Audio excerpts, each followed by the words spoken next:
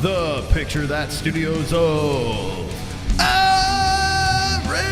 Arizona. Contender Series 2023, Week 7, Shamil Gaziev versus Greg Velasco. We're going to find out who gets a contract tonight on the MMA-Holes.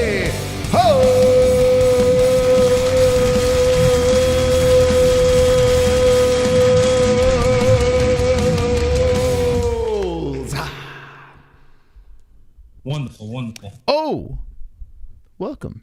Welcome back to the stream. We're here, we're live, we're the MMA-Holes. My name is Chris, Mystic Moss, King of the Dragons, and I'll be reacting to the Contender Series. This is week number 7 of 2023. We'll see if everyone gets a contract. We'll see who gets the win, whose hand gets raised, as it's going to be another delightful night. So if you could do me a favor, hit the like button. I appreciate everyone that hits that like button because it helps out the program. And we've been streaming almost every single night. And I hope you guys appreciate the content because I appreciate doing this. And I appreciate you guys stopping by. A quick shout out to our sponsors, MyBookie.ag. The promo code is MMA-HOLES for a 50% match on your first deposit. This is the place where we place the bets. Use our code and get 50% match on your first deposit. Good luck. Shout out to Millions. There's a link in the description if you want to support the athletes, the fighters, any athletes that is you're a fan of. Chances are they're on Millions. So check out the link in the description and go shopping for your loved ones. ESPN Plus is how we're watching the fights tonight, and that is in our live chat and the description. So shout out to ESPN Plus. Click the link and watch the fights. We get commission for everyone that does that. Let me fire up the Contender Series. Let's see. We got Laura Sanko on the call again. Let's see. What do we got going on over here? Thank you guys for stopping in. Once I get this thing fired up for myself, I'm going to say hello to the chat. The greatest peeps in the world. Tuesday night Contender. I like doing this. I just came in. Tuesday's it's like yard day for me, garbage day. So I'm breaking down things. I'm sweating my ass off, trying to get everything together before the stream. So here we are. Replace my cabin filter in my car. I realized that the person, you know, when you get an oil change and they pull out the filters and like, it's really dirty. You want to spend $200 on filters? I'm like, nah, I got it. Just put it back in. So I noticed today when I pulled it out, they put it in upside down. Does that do anything? Anyway, ESPN Plus. What's happening here? Why is it not working? Let's fire it back up. Curse you, ESPN Plus. All right, it says it's live. We got like massive buffering. Here we go. Okay. All right. Let's do this, baby. Okay, ESPN Plus is a go. So there's a gentleman on this card that I'm actually pretty interested in seeing what he does tonight. The Quiet Man out of Law MMA. So you got DC, you got Sanko, but you got me over here, Mystic Moss. All right, chat, how's everyone doing? I see some alerts popping in. Thank you for the alerts, but let's say hello to the chat. How's everyone doing? Are you watching along with us? Are you listening to me? Are you just hanging out? What are you doing? Hell no, I'll pay $10 on Amazon for it. $10 on Amazon. What are we talking about on Amazon? Yo, MMA-Holes, I tried to summon the Conor Booger Sugar, but it didn't work. What do you mean?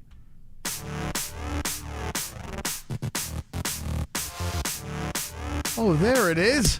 What? Conor McGregor's got the steroids in. Where are the whales? Got my proper 12 grin. Pull down my pants black from the waist down. McGregor's on drugs. McGregor's on drugs. Hey, D-Pass, feed my cocaine crown. Punch that old guy, hand truck. Oh my, titanium gym bone will knock your head sky high. The Poirier can with a whole roster. Bow down to the Lambo yacht owning monster. Every time I see that booger sugar, wanna put it up my nostrils. Can I take you to the handicap bathroom where I'll rape you with my Irish penis tonight? Come on, rape me. I wanna grape you with my Irish penis tonight. Rub your genitals, let's go. I wanna rape you with my Irish penis tonight. Yeah. Thank God for streaming. It's 2 a.m. here and I can't sleep. What? Anyways, when will you sell the special face merch? I'm sure if you poll it, a lot of others want it. I need a special face t-shirt, sweater, hoodie, come on, man. All right, hold on, let me write this down. You know, you twisted my arm. Special face face merch. Should it say GSB? What should it say on there? Should it just be the special face? Or should it say, should it have the face, the special face, and just say GSP abducted me? What should it say on the special face shirt merch? Let me know if you should have some writing, or should it just be the face? Let me know. Thank you so much. Every time we get that $30 Conor McGregor donation, I'm telling you, it's like a shot of adrenaline. It is fantastic that you guys dropped that in there. So that's the $30 donation. Thank you, Little Gloom. Appreciate it. Super chat. Jay Luddy, thank you for the $1. Appreciate you. If you're just jumping in, this is the weirdest reaction show in the world. This is the weirdest MMA show. And thank you for stopping by. Hit the like button. Subscribe. Super chat. KC, how you doing, KC? Do you yearn? Yes, Tight. I do. I need a devastating finish. I need a fatality. I need to vote for carnage. Make babies with carnage and toy pancakes with carnage. Play jokes on carnage now. Thank you. Thank you for the donation. Appreciate that. The next Gummy Gang stream, I'm going to make some more AI songs for the show because Jessie had the replay on, and when Sausage called and the Sausage song played, it got a good laugh out of her, you know? So I'm like, yeah, I think it's pretty funny. And then like I had the replay on and I giggled at it too. So we need to have some more songs for the show. We don't have enough music. The biggest complaint that we have, you play too many songs. So I want to make more AI songs for little in-between segments. But we do need Carnage, and hopefully we see some tonight on the Contender series. Like I said, if you want to watch the Contender series along with us, click the link in the live chat or the description. This is where we will show our live stats. We'll show the damage appear on the boys. ESPN, I should say, has been doing a great job putting the images back on so you guys get a little bit more to see. So you see the damage, the striking, and all that fun stuff. You'll see the time, where we're at. So everything will be taken care of for you. Let me reset the clock here before we get into it. Let's see. Rico, thank you, Rico. Been a member for 8 months. Says wonderful. The Contender series, like, I'm always bummed when it's gone. You know, I like it. It's Tuesday night. There's really nothing going on. You know, what is going on a Tuesday night? Nothing. We get to see carnage. We get to see fights. I'll drag Dana White on the stream. We'll see him yelling at the media. It's a fun night. I enjoy it. I enjoy the Contender series. So when it's gone, I'm gonna be bummed. I'm gonna be absolutely bummed. But let's see how it goes down. We got fights this weekend as well. So we got a lot of content for you guys and gals. Oh, I gotta reach out to Big Mo. See if he wants to come on tomorrow. No, I'll hit him up after the stream. I'm just here for the herpes. Nice. Let's fucking go. Well, we'll see these fighters on the card in 2 weeks from now. Yeah, right? They get the contract. Next thing you know, they turn it right back around. Cheap labor. The one fighter I did want to show you. Let's just pull up the Contender series real quick here. The Quiet Man. This is the one that's going to stick out for me. By the way, why does everyone named Shamil look like that guy on the left? And then I thought Bray Wyatt died. Apparently he's not dead. He's fighting for a UFC contract. But where's the Quiet Man on this? Here we go. Second fight on here. So his name is Dylan Montello. It's always fun to see guys, like, I'm talking, what, 5 years ago? Like, when did we see Dylan compete? When we were doing, like, work with Triton Fights. That was... let's see, his AMI days, 2018. Yeah, 2018. Here we are in 2023. So in 2018, we saw this guy as an AMI on the regional scene doing his thing, and it's really cool to see him work his way in front of Dana White. So I'm rooting for this kid. Seems like a really nice guy. We'll see if he can get it done. But he is the underdog. He's fighting guys 14-1-0 and Kian Kruczewski. So we'll see who gets the win here. 4 fights on this puppy. And pretty interesting, the main event, you got heavyweights, both undefeated. So that's pretty cool. The O must go in the main event. So you got that going down too. Man, that Conor done. My heart's still fucking so bump from that fucking. I got it like looped in my head. I wanna grape you with my. Oh, by the way, let me make him the top fucking dog. I'm sorry. Let's go, Little Gloom. You need to be up in the lights for that freaking monster. He's up at 2 a.m. That is a hardcore fan right there, right? Someone that is up for the UFC Contender Series at 2 a.m. And he's the top fucking dog. Come on.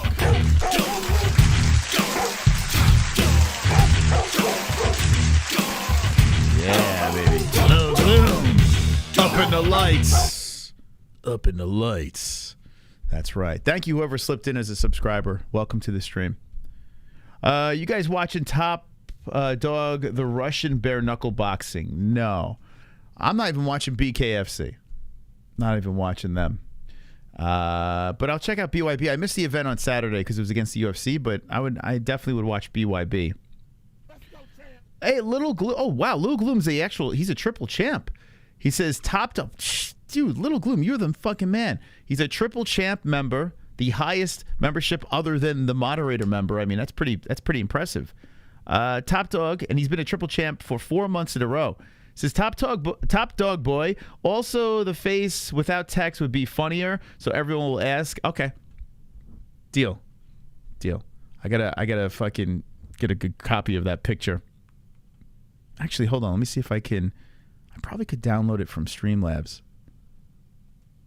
Yeah, special face shirt. Okay, you got it. Special face shirt coming up. What was the Jessie preparing for dinner tonight? She's got her hand full, so we're using a company called Factor. We're trying to get a sponsorship with them. Anyone be interested in that? We've said it before.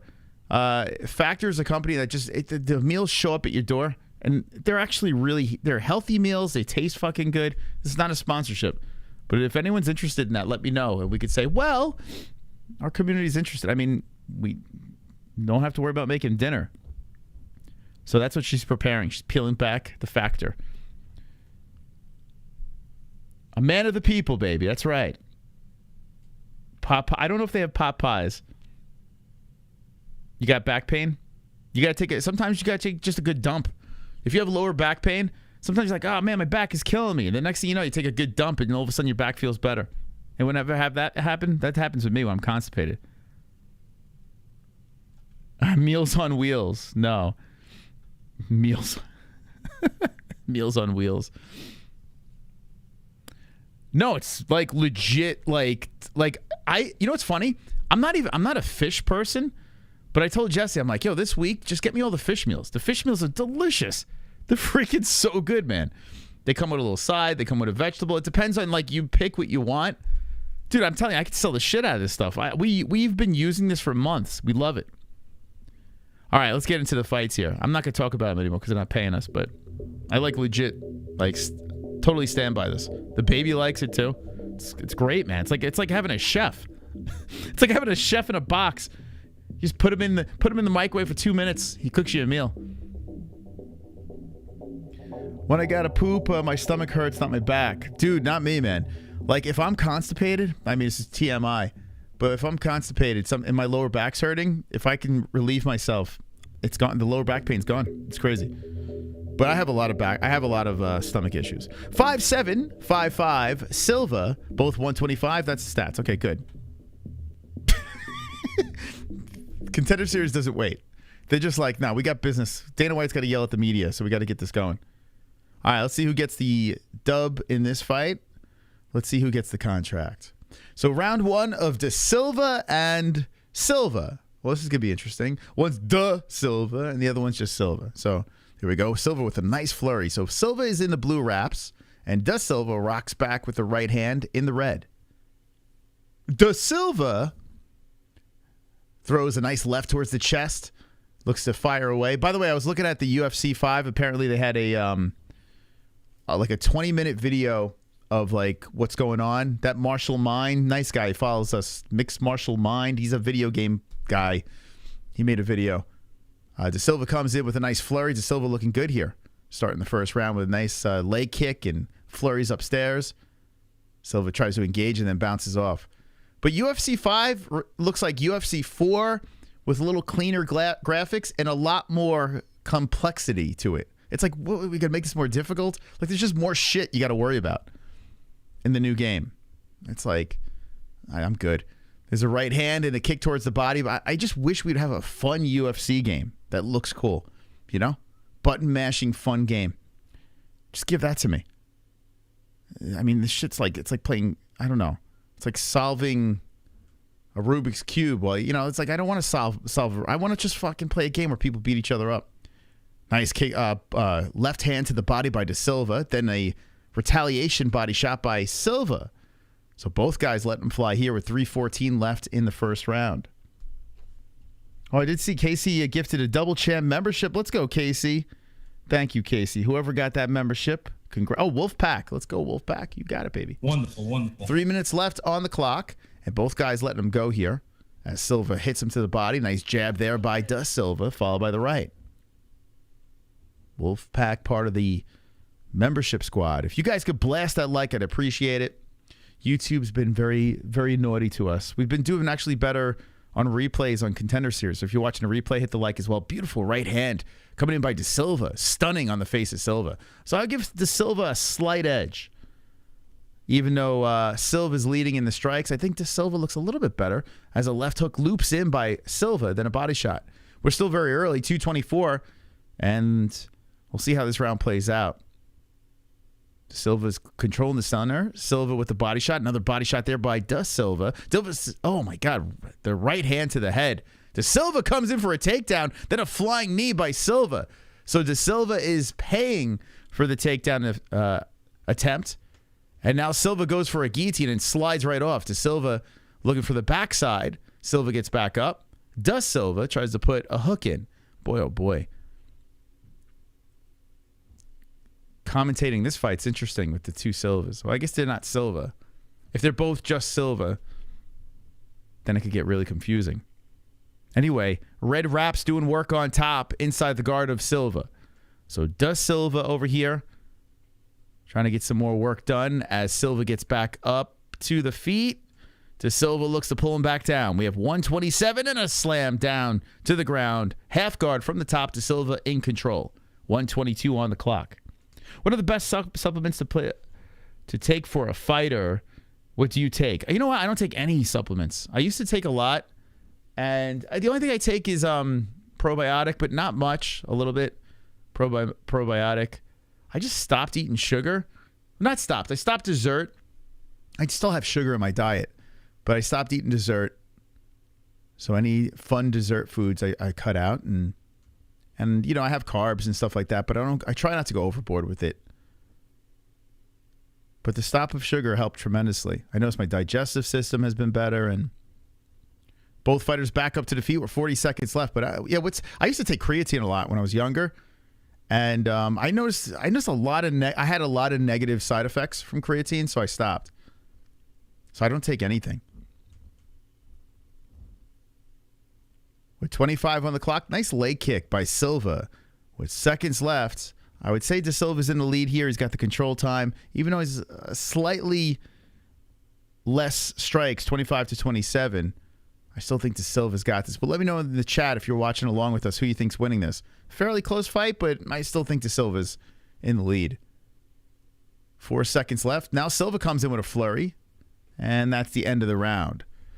Let me know. Let me know. What's up, MMA Reality? How you doing? TRT. You know, when I was younger, I was like, yeah, I would love to do like a cycle or something. I'm glad I never did it. I'm glad, because I know I would like get off of it and then look like I have friends that were on it, and they got tits, like legit tits. You know, so you kind of got to stay on it, I guess. I don't know. Creatine makes you go bald. There's a lot of side effects of creatine. A lot of people take it, you know. BCAAs, creatine. I used to take BCAAs too. I just stopped. I don't know. I don't take anything. I just eat healthy, relatively healthy. Is Silva like Smith in the States? I guess, right? There's a lot of Silvas out there. There is. It's very confusing. All right, so we're going to get ready for the second round. If you, in the chat, let me know if you guys take supplements. Some people swear by it. It's weird, like, you go to GNC, nothing's, like, FDA approved. Nothing, like, everything is just... The ref is warning the fighters, I guess, of some headbutting or something. I don't know what the hell. Big warning. By the way, October 21st, Makhachev Oliveira, part 2. Okay, what's going on here? Herzog is splitting them up again. So, yeah, the Abu Dhabi card is right around the corner. Okay, Herzog was having trouble setting these guys up, but we're reset. Yeah, marijuana, I guess that's a supplement, right? I am on gummies. I smoke too much weed. Yeah, I guess that's a supplement. I think glucosamine helps a lot with joint back. Whoa, here we go. A droppage here. De Silva with the side control and hammer fists.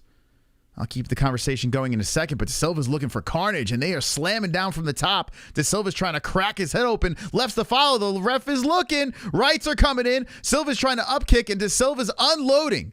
425, he settles in the guard, and more hammer fists. I mean, he's really not defending much here. Eating all these shots. And Herzog is giving it a real solid look. More shots are coming in from the top, lefts and rights. And Silva's just squirming from the bottom, moving his head back and forth, eating him to the face, eating him to the chest. Let's see if De Silva burnt himself out. I mean, he went all in. Now he settles inside the guard, and he's like just huffing and puffing like, holy crap, what did I have to do to finish this guy? A lot of strikes landing from the top by De Silva, and Silva's still there. Maybe he's got pillow hands. Wow, what a way to start the second. So Silva weathers the storm, and De Silva is still on top, dick to dick. Weed is the gift from God. Are you gummy ganging on Dana White Contender Series? I'll probably have a gummy after the stream. Yeah, we'll finish this up. We'll watch Dana talk to the media. That's been a lot of fun. Silva gets back up, by the way. And then after this, I'll probably gummy gang it. Thursday night, the Giants are playing the 49ers, so I don't know when the next gummy gang's going to be. Unless that game ends early or the Giants are getting blown out, which is very possible. I might gummy gang then. Lately, I've been just eating a block of cheese for yeah. That sounds healthy. That was a terrible finish or tried to finish. Yeah, he just kind of blew his load there, De Silva. So they're both back up on the field. Let's see if Silva can bounce back here. Doesn't look like he's really affected. So good no stop by Herzog. I guess everything that was coming down from the top did nothing. Man, De Silva cracks him again, the right and the left. That's backing up Silva. Whoa, he just shoves him to the ground. Silva gets back up, and more right hands follow. I mean, he's just landing at will. Dude, how is this guy not going down? Oh, Silva gets popped again. Down to the ground. Here comes De Silva with the flurry on the top. Holy crap. Yeah, Herzog just steps in. He had enough. Silva's arguing it. Now, listen. Let me just say this. De Silva gets the win, gets the knockout in the second round. That's this guy over here. De Silva, this could have went the distance. This guy doesn't have any power, I guess. I don't know what's going on. Silva, like, ate his best shots, or maybe Silva's just got a mutant face made of concrete. I have no idea. But Silva was never going out. It was just never happening. He was getting hit on the button over and over again. It was just like, whatever. He would drop to the ground. He's eating more shots. And then when Herzog steps in, he's like, bro, I'm still. I mean, eventually you got to stop it because it's just like, how many more times can he get hit? So what do you guys think? Does De Silva have no power, or does Silva just have an amazing chin? Let me know in the chat as I play this carnage. There's such a weird situation right there.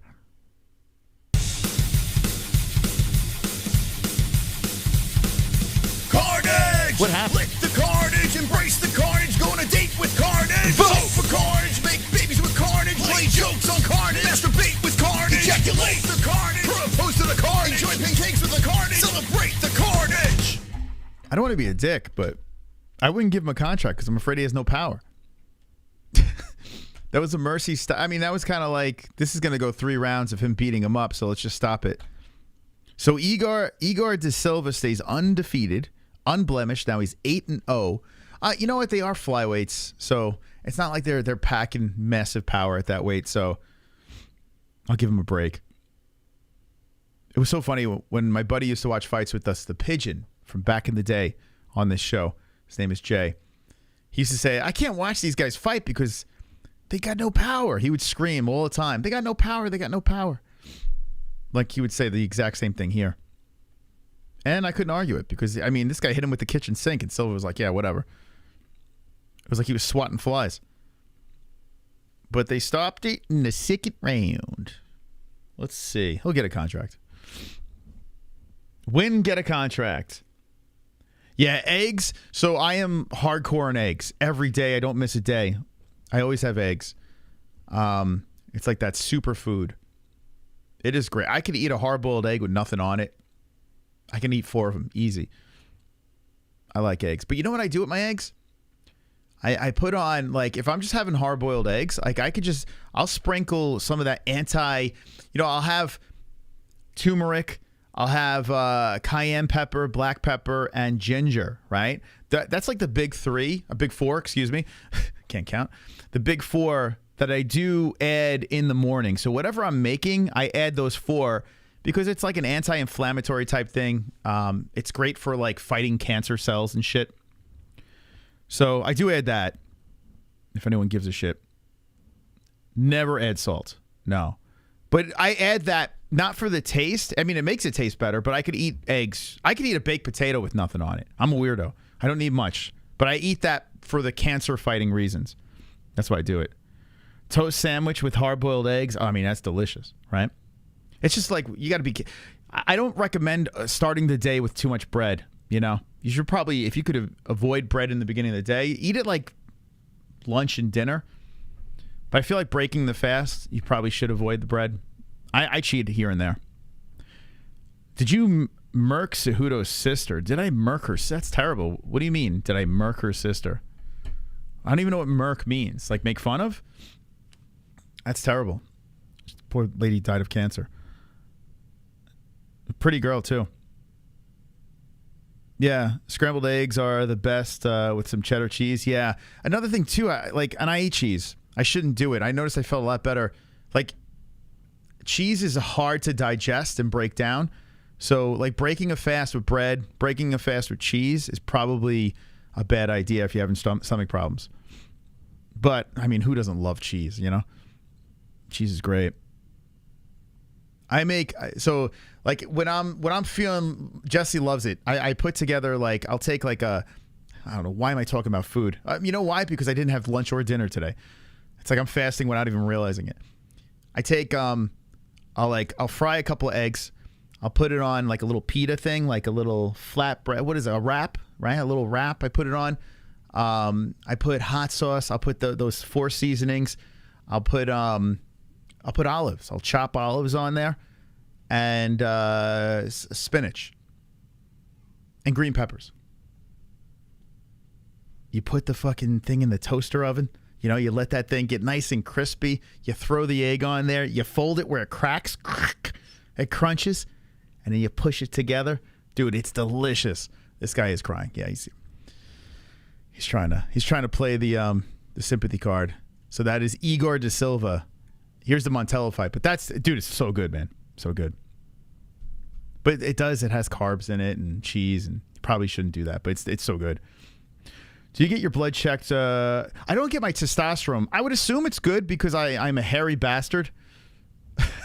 I mean, I guess I wouldn't have as much body hair if I had low testosterone, right? Uh-oh. You gotta be your me. Uh-oh. Spank away, spank away. Ariel Helwani, little glue. Ariel Helwani.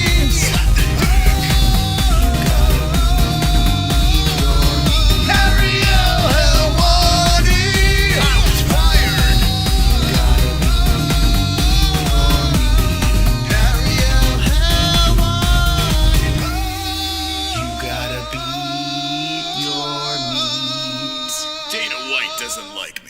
All right, little gloom. So besides Fuka Friday and Upka, are there any more streams this week? Yeah, so we'll be live tomorrow. We're live almost every night. It's crazy, man. Thank you so much for the 725. Little gloom going crazy. I mean, it's in the morning and you're going nuts. I appreciate it. Yeah, Wednesday, we're live. I should do streams. I should do a stream like earlier in the day for people, you know, in different time zones and stuff like that. I should, but I don't know. It just doesn't work out. So, but yeah, tomorrow we'll be live. Friday will be live. Saturday will be live. So, yeah, we're good. Thank you, my man. Little gloom, killing it. Not true. I'm hairy. My shit is low. Is it really? Is that true? I mean, listen, I'm 46, right? So I would imagine my testosterone is not as high as it was when I was in my 20s. But I don't know. I feel pretty charged up. You know? I don't like have anything. I think I'm assuming it's good. I don't know. I don't get a test though. I probably should.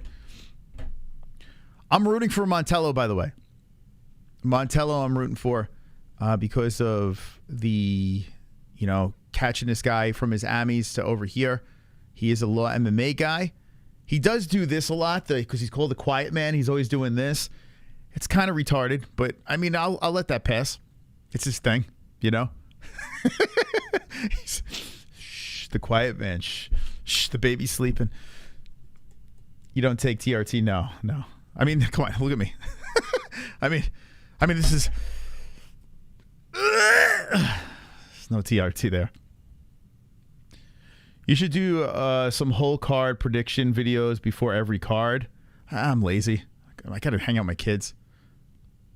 You know, I see like Moicano and these other guys, like they're grinding. I don't know where they're getting all this time. I gotta be a dad too, you know. Like I'm live so much. Like I don't like making uploads. I hate making uploads. I don't know, it's kind of corny. Hey guys, here's me and my picks for, you know, like I don't know. And I do my picks on Friday. I like to just wing it. Just go live and we're doing it live, you know, like I don't know, these pre-edited. Hey, I understand it's great for the algorithm, but I don't give a fuck. I don't give a shit whether we have like 10,000 people watching on a fight night or we have 100 people here. I don't give a fuck. I don't care. We have a great community, you know. We'll grow on fight nights. But it's so corny, man. It's so cheesy, man. Uploads are cheesy at the end of the day. Let's be serious.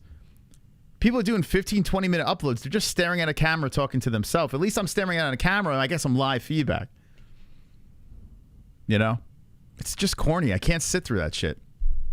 So, I'll just do live streaming. Fuck the algorithm. I heard there's a MRI type colonoscopy now. Is it really? Is that true? Because I got to get a colonoscopy like 3 years, maybe 4 years. I hope so, man. Actually, the colonoscopy is not bad because you're out cold, right? But at least they don't have to put you out with an MRI version. My dad just got one done. Just when you become an old fuck like me, get your colonoscopy. You know when you turn 40, let me just say this. Let me just say this right now. Let me help my friends out. As soon as you turn 40, get yourself a colonoscopy. Just fucking do it. I know it's like, I don't want anything up my ass, this and that. Just get it done. Because let me tell you, I know people have died of colon cancer, and there's not like, hey, buddy, you got colon cancer, just, you know, get it fixed. No, you got to get a colonoscopy. Just get it done, man. Because that shit creeps up on you, and it's a very painful, horrible death. You know? It is horrible. What do we have for tonight? We got this over here. This is a fight coming up. I'm rooting for Montello, but he's got a tough opponent in front of him. This dude's 14-1-0. He's a scary Brazilian. The prepping's the worst. Yeah, I agree. But they have better methods now. I'm 40. I had 3. There you go. There you go. Good for you guys, man. It's super. I'll never forget. A friend of mine just passed. Was it a couple years back?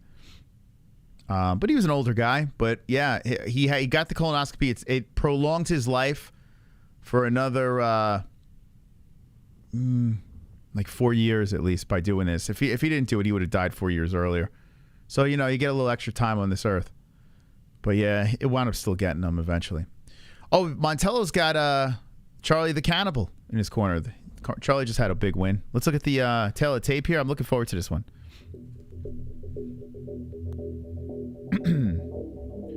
Okay, here we go.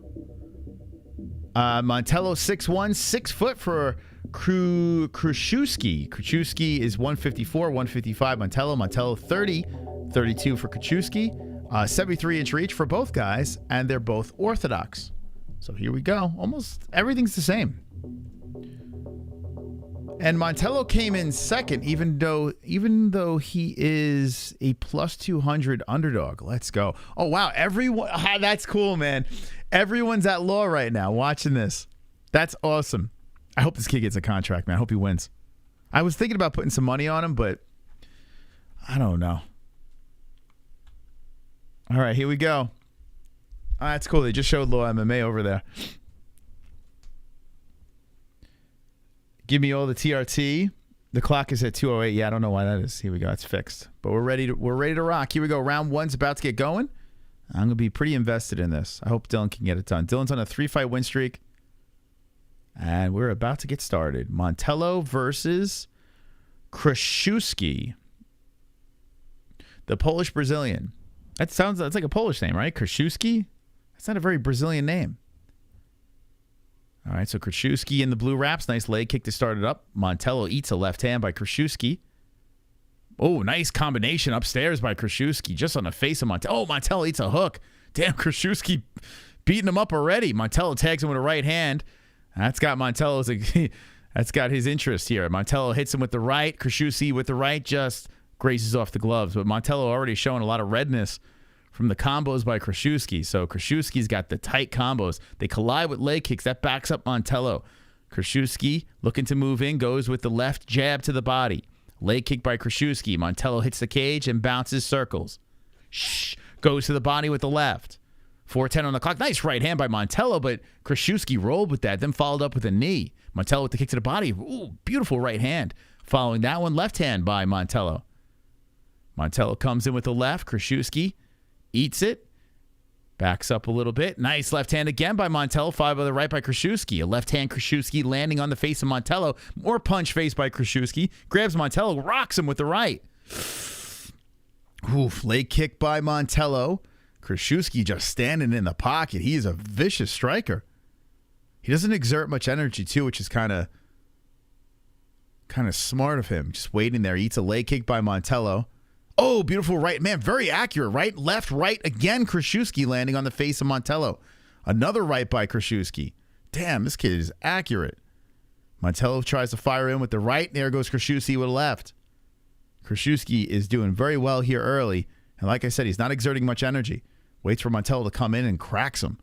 Krzyzewski, whoa, boom, that 1-2 on the face of Montello. Montello's taking a beating here. Montello fires back with a left, and Krzyzewski shoots it for the takedown. Montello goes for the neck, and Krzyzewski's looking to slip the head out. If he does, this could be a problem. Montello is really trying to tighten up the neck, and now he's looking to push off in the back of the head. As Krzyzewski goes for the back, Montello gives it up. Montello bends and plants himself with Krzyzewski hanging off the back. So Montello is standing up, but he is bent over. Krzyzewski hanging off of him with 2 hooks in. So the Brazilian got the backside of Law MMA with 2:30 on the clock. Ouch. Rough start for Law MMA. Oh, boy. Krzyzewski is looking for the neck. Montello better fight hands or he's about to go to sleep. He starts peeling off the gloves a little bit here, but oh, boy, that looks tight. Oh, Montello's about to take a nap. Oh, good night. Good night. Good night. Go to sleep. He's sleeping. He's out cold. Krzyzewski with the submission in the first round. Thank God I didn't bet on that. Oh, my God. Yo. Carnage! Yo. Lick the carnage, embrace the carnage, go on a date with carnage. Vote for carnage, make babies with carnage, lay jokes on carnage, masturbate with carnage, God. ejaculate the carnage, propose to the carnage, join the case with the carnage, celebrate the carnage. I'm sorry for my lack of excitement there, but I just wanted to narrate it how I saw it, and he was just slowly going to sleep. Krzyzewski was whispering in his ear. He's like, go to sleep. Go to sleep. Shh. Shh. Be quiet, man. to sleep. Oh, fucking hell, man. I got to say this. This Keenan. Oh, my God. He's shushing him now. My man's shushing him now. Oh, Kashewski, you just could. I mean, no chill. He just shushed the quiet man. He puts him to sleep and then he shushes. Yes, like, give this guy a contract. Oh, such a cunt. Such a cunt. Well, there you go. I could not. I mean, how could I not laugh? Such a cunt move. I like this kid, man. 32 years old. I mean, easily gets a contract. Wow. Put him to sleep and then shushed him. Savage. So savage. He's shushing. He's still shushing the camera. What's your favorite weed strain, Moss? And can we do 100 bet when Kai Kara France versus Manel Kope happens? Kes gonna smash his face in IZZY was but did. Okay, listen. When it comes down to it, I know there is indica and sativa. That's about it. That's all I know. He's still shushing the camera, this guy. He's just relishing in the moment. Adam, thank you so much for the $5 donation. Let's talk for a second here. I'm just watching this guy celebrate. Dude, this guy's no chill. He just quieted the quiet man. Dude, it's so fucked up. All right. So all I know is indica and sativa. That's all I know, right? I prefer a blend of both with my gummies, and I don't even know what the fuck strain I'm having, to be honest. I don't know. All I know is I like both. I like a combination of indica and sativa blended together. It's a gummy that is called it's a CBDX. It's Sky High. So if you look at the ingredients to that, you'll know what I prefer the most. But who am I kidding? I like a lot of them. Yeah, sativa is the upper, and indica is more of a down. Sometimes if it's before bed, I'll go to a more indica. But I like them both, to be honest. But I don't know. Like, I know, like, everyone's got all these fancy names for their kush and this and that. I mean, I don't know anything about that stuff. I don't. I just eat these edibles and enjoy it. But what do you guys like in the chat? And thank you, Adam, for the donation. If you're just jumping in, holy smokes. We're 2 fights in. I mean, this is going to go real quick. Hybrids are killer. Smoke crack.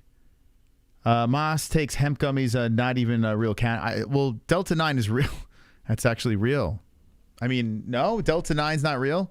I understand why Delta 8 people are questioning, but no, the Delta 9, I heard it's like legit. You know? But you know, like, it's like anything. Anyone that's super obsessed with something, you know, you got like casuals like me coming in, you know. It gets you high. I know, right? Like, it does the job. I mean, I don't give a fuck. Man, Keenan, take contract 100%, and he will came in UFC. Elvin, you say he's going to get a contract? You saying guaranteed lock? I think you're right. I think you're right. He looks very good. He does. I would like to see him in the UFC. I'm looking at it right now. How many milligrams? So this is 10 Delta 9 and 20 milligrams of HHC. And I tell you what, I take a half of it. I only take a half. Like, I could take a full one, but I'll be blasted. A half mangles me of this. I just got some Tropic Cherry Hybrid, 60% sativa, 40% indica. Very good, very good. I probably enjoy that. Sativa that don't make you paranoid. I tell you what, man. I actually, the Delta 8s, which is kind of crazy because they say it's like weaker. The Delta 8s, like, they kind of fucked me up more, like with the paranoid thing, but I might have taken too much. I prefer these Delta 9s. They're really good. It's almost impossible to get 100% sativa or 100% indica. Everything is crossed. I guess. Like I said, I'm not a pro. So who knows? I like weed just in general. Yeah, I'm not like a weed snob or anything like that, man. You know, this works for me. And we're not even sponsored by CBDX. We still have the code if you want to get the 20% off. It is MMA-HOLES. If you want to get that, we're not sponsored by them. I'm looking for another company, to be honest. See if I like their product. I really do. So I'll keep on using it. But if I have another company that has some good stuff, I'll try that. I got to take more. I mean, I have. The first time I tried, I took a full one, and I was mangled. There's no need for me to get to the point, you know, like, where I'm too high. You know what I'm saying? You know, like, I don't need to get, like, I need to get high enough where I feel the giggle. I got my eyes are barely open, you know, just laughing, having a good time. You know, nothing really bothers me. But I don't want to get to the point where it's just like, I am a paranoid person, so I don't want to go too far with it, you know. I take 20 milligram gummies and barely feel it. I mean, you're probably deeper into it than me. I'm just trying to take enough so I can get it a tit like Izzy, you know. I can smoke weed from morning till bedtime, no problem it is. Yeah, see, I don't want to get to that point because then it's like I'm constantly chasing it, you know. So I'm happy being a lightweight, you know, because I think if I eat too many of these edibles or smoke too much weed or whatever, you know, become like Snoop Dogg, like I feel like I'm going to need it all the time. So I like it as, you know, as like, you know, an every other day thing. I stopped smoking weed, I feel better. That's another thing too. I don't want to get to the point where I am doing it all day because I don't think I'd be very productive, to be honest. Kids start crying, you have a panic attack? Yeah, if they're both simultaneously crying, yeah. I have 10 milligrams Delta 9 and take half like whole before I go to bed and sleep great without waking up. Well, yeah, dude, you sleep very good on this stuff you do. Gummies don't work for you, Carl? So you must be... Have you ever tried these? I'm curious if you've ever tried these. Because I'd be shocked. Even when the guy, when we linked up with the company, they're like... The guy said, he's like, listen. He's like, just start with a quarter. You know, don't go fucking all in. But I did go all in with the Delta 9 with my mom, and I was like... I was all over the place. Delta gummies don't make you truly high. That's bullshit. Yeah. No, that's bullshit. I've been high before. Like in college, I used to smoke a lot of weed. And then I had to stop because I was legit unproductive. I didn't do anything. Like, I was just a fuck up. But, yeah. I mean, if you're a marijuana person, try the Delta 9. I truly enjoy them. Delta 8 works, but I like Delta 9 better. Delta 8 is like light beer. Well, Delta 9 is... Yeah, that's what they say. I got high with Delta 8. I did, but Delta 9 I like better. Yeah. I know this is probably a weird conversation. We're supposed to talk about fights, but we're waiting on this thing to get going here. 2 fights in. 2 carnages. But Contender Series is just a chill stream, guys. You know? When the fights get going, I'll tell you what's happening. But both fights finishes... The first fight, De Silva, the finish in the second round, the ground and pound. Ref steps in, says no more. And De Silva gets the job done. And this Kanan Kruchowski, he looks really good, man. Now he's 15-1. Got the rear naked choke on Dylan Montello. Montello was a Long Island prospect, and it didn't work out for him. I mean, I guess if I was smoking like 2 joints, if I had like the plants in my backyard and I was getting like straight from the plant, and I don't know, I've been doing it for years, I guess I would I'd be weirded out by Delta products and stuff like that because you're like, I got this stuff straight from the ground, right? I don't know, like I don't mind it. It looks like loose vag. What? What? The first time I took a dabs, it took me to Space Mountain. Oh, yeah, I could only imagine. You can't regulate the smoke. A lot of people... One's in the chat if you guys are... Like, is everyone high? This is what I'm telling... Like we need another weed sponsor because I got to be honest with you. Our fucking community likes, you know, getting high. I like getting high. So, if anyone knows any good weed companies out there, I like CBDX. It's just the guy's flaky. Great product. Just flaky dude. If anyone has a company that you love, that you can like stand by, hit me up in the DMs. Maybe we'll sponsor it up. you know? Like, look at this chat. Everyone is fucking blazed up. It's pretty crazy. Fat Panda. Let's see. Fat Panda.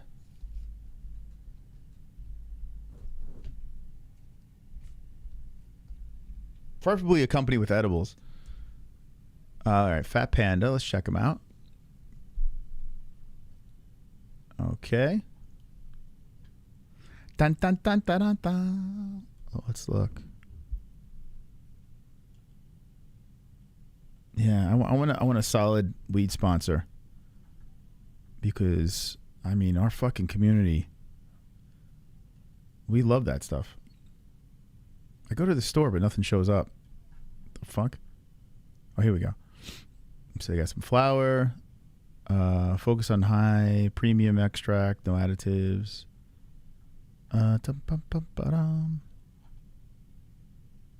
What is that? It's a weird website. They don't have a very user here. I'm looking at this website. It's like, it's a weird ass web. I feel like I'm high looking at this website. Like, what am I looking at? Technology company that makes cannabis experience better.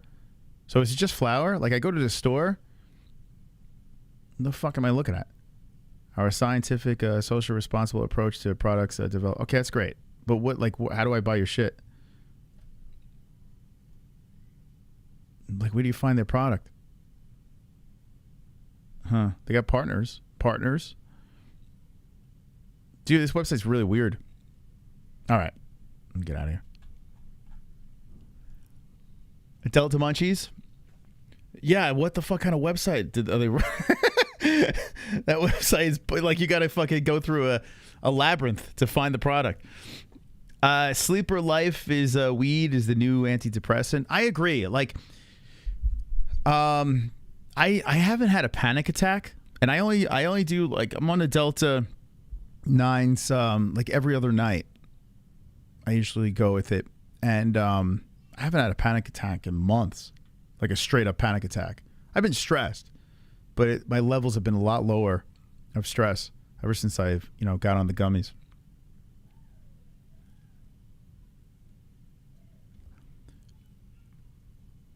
I agree, Sleeper. Yeah, there are a lot of pluses to marijuana. There were so many myths that stuff was bad for you, And I tell you what, I don't even want to drink anymore. Like, I don't have the urge to drink alcohol, which is great, Like, once in a blue moon at a barbecue, I'll have a little alcohol, but not much. Panic attacks they blow, man. Yeah, weed helps stress, 100%. I thought CBD helped. I did. It calmed me down, but ever since I started getting high, I was like, well, this sucks. So I get what you guys were saying when we were pushing CBD. Like, it helps. CBD helps. But, why not get high, right? See, the thing that's good about CBD is you could operate a vehicle afterwards. Like, if I'm high, I can't drive, man. Do you guys drive high? I would not recommend that. Like, dude, I would never get behind the wheel high. Like, people say, oh, I'm more focused. No, fuck that, bro. I look at it like, once I'm high, I'm home. That's it. I go for the one with the least dingleberries. I can drive high, but I don't have a car. I drive drunk. You drive high? I wouldn't recommend it, guys. I wouldn't. Yeah, I wouldn't recommend it. I don't know, man. I know people are like, well, I'm more focused. I don't know, man. I've seen people on the side, I've seen people in the right lane like this, because they're fucking stoned. And they're just like just going like 30 miles an hour, just like clinched onto the wheel. They're fucking high. Driving high is normal for you? I wouldn't recommend that. You know what? If you're going to operate a vehicle, do it with the clearest of minds. Do not fucking do it with any substance. Please, please. I don't recommend that at all. Anyway, tail the tape. I'm going to miss this here. They're 115. 5651. Alan Carr. 32. Alan Carr. 23. Wow. 9. Whoa, 65-inch reach to 50. Oh, well, guess who's going to win this fight? Holy smokes. Yeah, please, if any kids are watching this, don't listen to anyone that says they would do that. All right, here we go. Damn, this girl is tiny. Ooh, she got pop. All right, so we got Alencar, who's in the blue wraps, and she's the shorter one. We have Luciano. Luciano, is she? Oh, she's sounds like an Italian name. Stephanie Luciano, an Italian Brazilian. I like this girl, Luciano. She's a little firecracker. Comes in with the right hand, nice left hand. Oh, I'm sorry, Luciano's the taller one. Whoopsie. I was thinking of Alencar. She's a little firecracker. She goes for the takedown. Luciano tries to stop it, gets right back up to the feet, and Alencar is all over her. Man, just drag. She pulls guard here. She's up kicking. Luciano's standing over like, okay, stand up. Nice leg kicks, though, by Luciano. As Alencar is stuck on the mat. Alencar is kicking on that knee. Oh, these girls, she's just stomping on that knee. And Luciano standing over, whipping kicks in there. Herzog is watching. Herzog, every time he's reffing, he just looks like a guy that has to take a shit, and he's standing outside of the bathroom. He's like, you almost done in there? Like Herzog, the way he just like stands, he's like, I gotta take a shit. You almost done? Are you almost done? Like, doesn't Herzog, once in the chat if you think Herzog looks like that. He's like, I gotta take a shit, bro. Nice kicks to the legs again by Luciano. And Herzog stands both up. Okay, here we go. Alencar gets back up. Luciano and Alencar getting ready to throw some punches. And there Luciano goes in with the left. Woo, in the pocket, both slinging. All right, doesn't Herzog look like that? Oh, here we go. Takedown here. Alencar pulls down Luciano. And Luciano pulls her into the guard, pulls up the legs, and Alencar looking to pass those legs over. Luciano is squirming. She's up kicking. Feet to the face of Alencar. Alencar tried to pass those legs, gets his side control. They're all tangled up on the mat with 2:49 left. Right? Herzog looks like, I got to take a shit. I got to take a poo. Get out of that bathroom. I'm Jason Herzog, man. Alencar doing a great job here. Holding down Luciano, pushing the legs forward. Control time adding up. Just got to land some strikes, though. As she does that, I'm going to request for monetization. Here we go.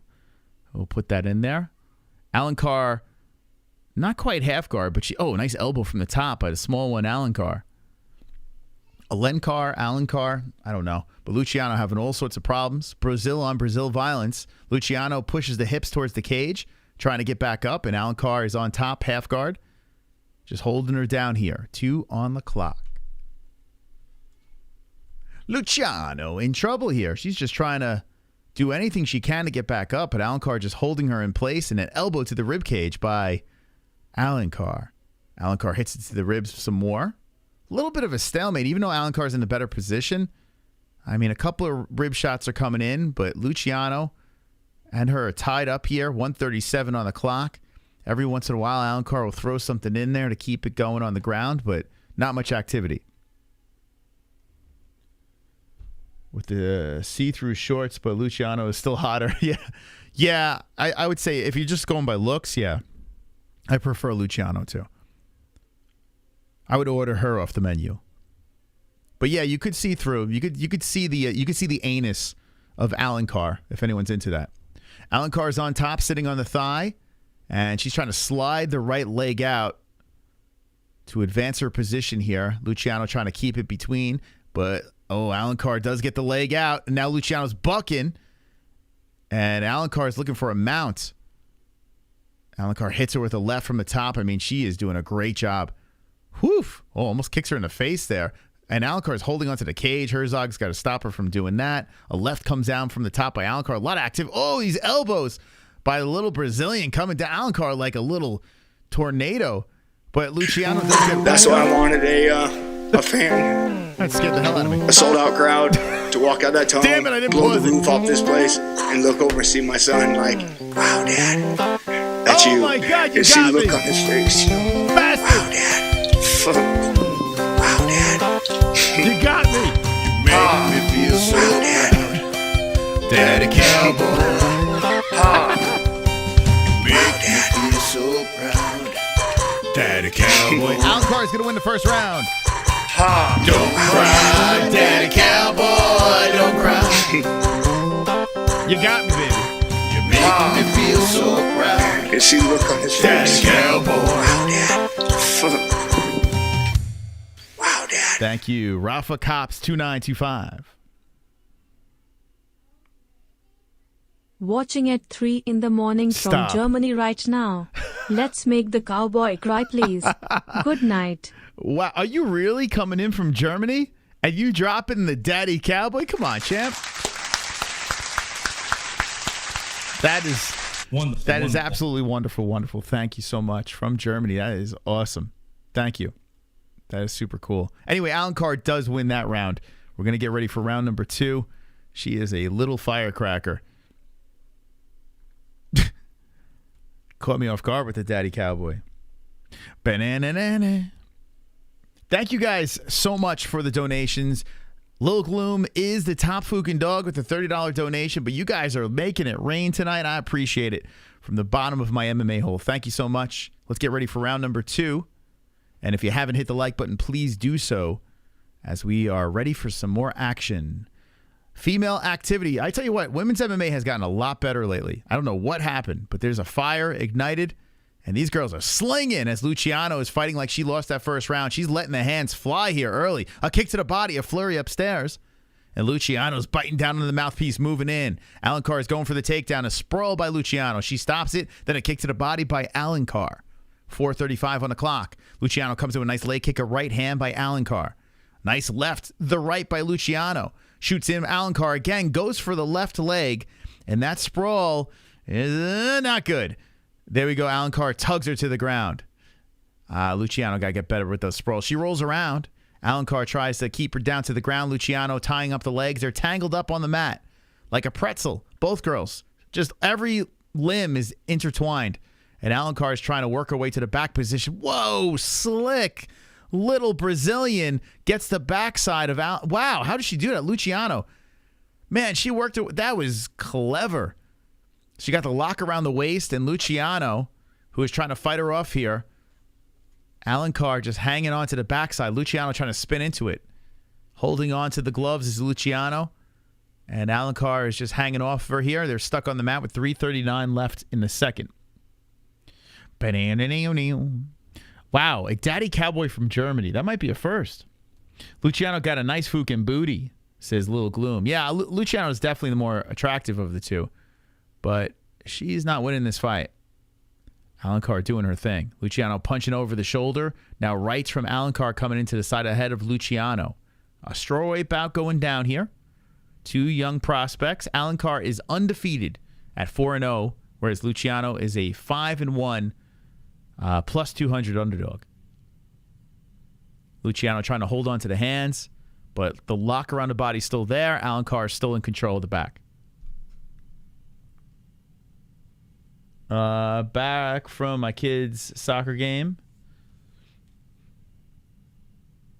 It's been all right, man. Two finishes.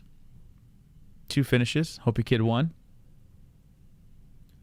She has terrible get-up game. Yeah, Luciano, come on, man. We want you in the UFC. You're the hotter one, for God's sakes. How dare you? Alan Carr still working on this backside as Luciano's trying to escape, but no luck. Lock still around the body. Luciano rolls around to the knees. Alan Carr now spreads her out. Then Luciano rolls and says, maybe I'll give you the mount. I don't know. She's got Alan Carr sitting on the hips. And Alan Carr with the elbow from the top now mounts. Oh, Luciano, she's in trouble now. 2:05 left. Alan Carr has mounted her. This girl is way better at the jits game. Man, she got some big-ass arms, too, this girl is Alan Carr. She got veins popping out of her arms. It's that Brazilian horse meat. Yo, is this girl the new Carla Esparza? Is this the Contender Series Carla Esparza going on right here? Like, what the hell? Man, every time Luciano tries to struggle from the bottom and get her off, Alan Carr just adjusts appropriately, and she's still sitting on top. Now, Luciano is holding her very close, but Alan Carr is smothering her with her breasts. She's trying to get on the calendar. Is tickling allowed? That's a good question. You know, we found out that hair pulling's not allowed. Tickling would be a great idea, right? Oh, she got flipped over. Luciano reverses it. And now Luciano's on top inside the guard of Alan Carr. How the hell did she pull that off? Luciano spins her around. Alan Carr And Luciano stands up. She's like, let's go, bitch. Now she's, whipping kicks to the legs. Luciano's like, give it to me. And Alencar's got the hands behind the head and the upside down water bug stance. And it looks like Herzog's going to let her up. Alencar slowly gets her ass back. I mean, she's taking her time here. Okay, 35 seconds on the clock and the cock. Luciano moves in. Luciano comes in with a flurry. Alencar shoots in for the takedown. It looks like Alencar might be tired here. Luciano, she's peppering her with shots. A good sprawl by Luciano, then a right hand by Alencar. Alencar is huffing and puffing as Luciano looks like she has a full gas tank. Sprawls again. Luciano comes in with a flurry of vengeance. Here we go. Luciano looking very aggressive as Alencar tries to go for the takedown. Then Luciano rolls. Oh, it gets taken down. Oh, that was sloppy. Alencar takes her right down easily, puts the hand over the face, and that's the end of the second round. Oh, boy. Okay. We go to a third. We go to a third here. It's somewhat entertaining, though.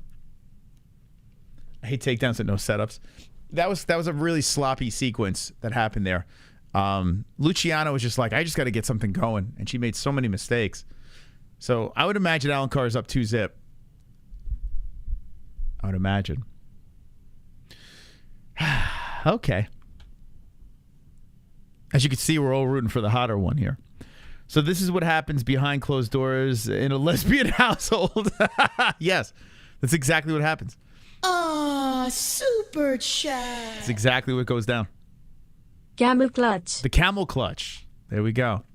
Thank you. Hail to the collectors. Thank you. That's very kind of you.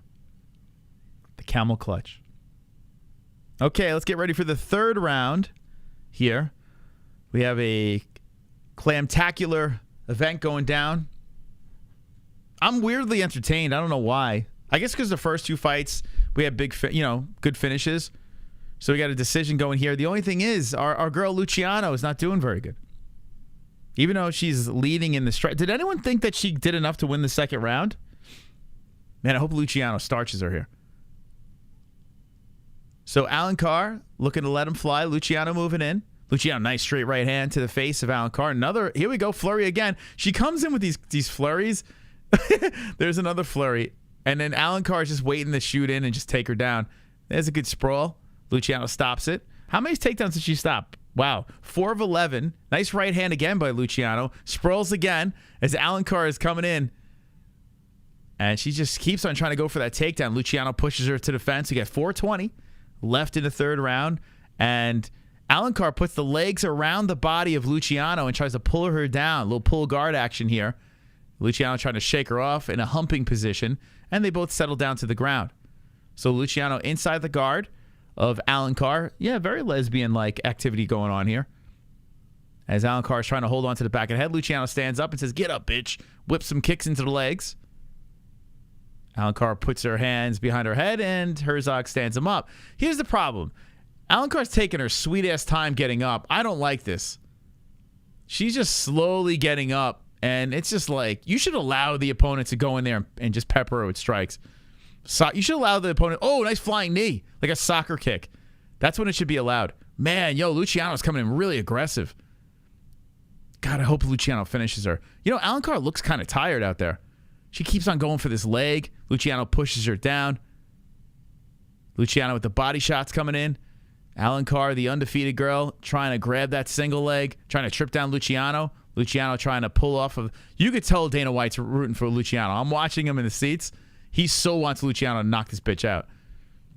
And Alencar rolls around from the bottom, tries to tie her up. Luciano stands up, kicks the leg, and Herzog lets him greet on the feet. Nice left hand by Luciano, Alencar, but Luciano fires back with a combo. Nice right by Luciano to the face of Alencar. Not much on the punches here, but Luciano is landing. And here's another sprawl as Alencar comes in for the takedown, greeted by a right. Ooh, nice left hand by Luciano. That puts up the hands of Alencar. Alencar's like, let me try to shoot again. She rolls around on the ground. And here, more lefts. I tell you what, you might be able to give Luciano a 10-8 here, guys. Can we argue for that? Can we give her a 10-8? 2:25 left in the round, and Alencar is down on the ground. Luciano is hitting her to the ribs. Come on, let's work for that 10-8. They like giving those out. Let's make this a draw and give her a contract. Looks like Luciano's about to fart on Alencar's face as she is all tangled up on the map. The gluteus maximus is more towards the titty. Hammer fits from the top by Luciano to the face of Alencar. Very odd position here. And Luciano stands up. She's like, I don't want to sit on your face anymore. Both girls get up. They a flurry of punches, and Alencar shoots in for another takedown. That's attempt number, like, what, 20? 16? Alencar is on the bottom, and Herzog stands her up again as Luciano says, get up. Alencar's taking her time. She is exhausted. And Luciano tags her with a nice right hand. Here we go again. Luciano with very tired hands, but she's coming in. Alencar looks to pull guard. I tell you what, you might be able to stop this. Alencar trying to pull guard here. Just land a flurry, Luciano. Just flurry her face. She's exhausted. Come on, beat this bitch up. Luciano standing over Alencar again, and oh my God, they stand her up once more. They both land strikes here simultaneously. Sprawl by Luciano. Alencar tries to pull in for another takedown attempt. And Luciano clearly has better cardio, and she's rocking him to the side of the head of Alencar. Alencar gets back up, tries to land the knee, but Alencar is just shot. The body shot by Luciano. There you go. Start whipping him to the body. There you go. Atta girl. Rocking on the body is Luciano. Comes back with a left. Alencar fires back with the right. 44 seconds left in the third round. These girls are gassed. A flying knee by Luciano. Luciano trying to get that head kick in, but I don't think she has the energy to put that leg up high. Kick to the body by Luciano. Well, she's won this round. Adelaide Bird watching. Nice left, nice right, nice left again, Luciano. I tell you what, I'm going to say draw. As the right hand comes in by Luciano, I'm saying a draw. I'm giving her a 10-8. This is a beatdown. Luciano's beating this bitch up. A nice knee to the head. Nice elbow. Watch Alencar get a fucking takedown here. All right, 7 seconds left. Luciano pushes her to the fence. I'm going draw. The first two rounds were Alencar, a 10-8 for Luciano, and Dana White's giving her a big clap. What a performance in the third round. Draw. Lock it up. 10-8s, boys. 10-8s. And give her a contract off the draw. Give her a contract. How many people say it? Are you with me? Give me that draw. Have we seen a draw in the Contender Series? Alencar wins. I mean, yeah, if it's not a 10-8 round, yes, Alencar does win.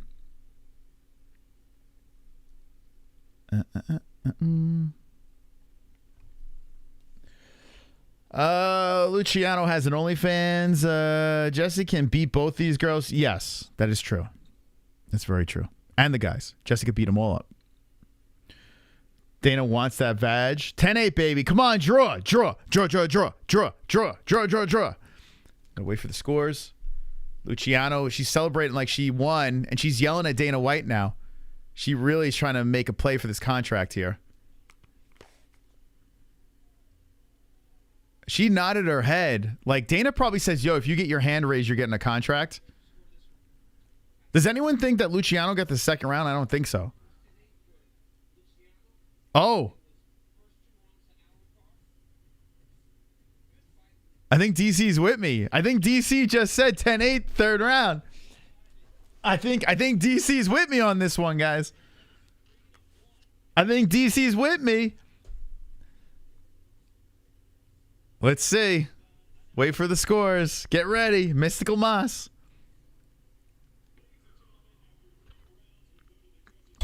Here come the scores.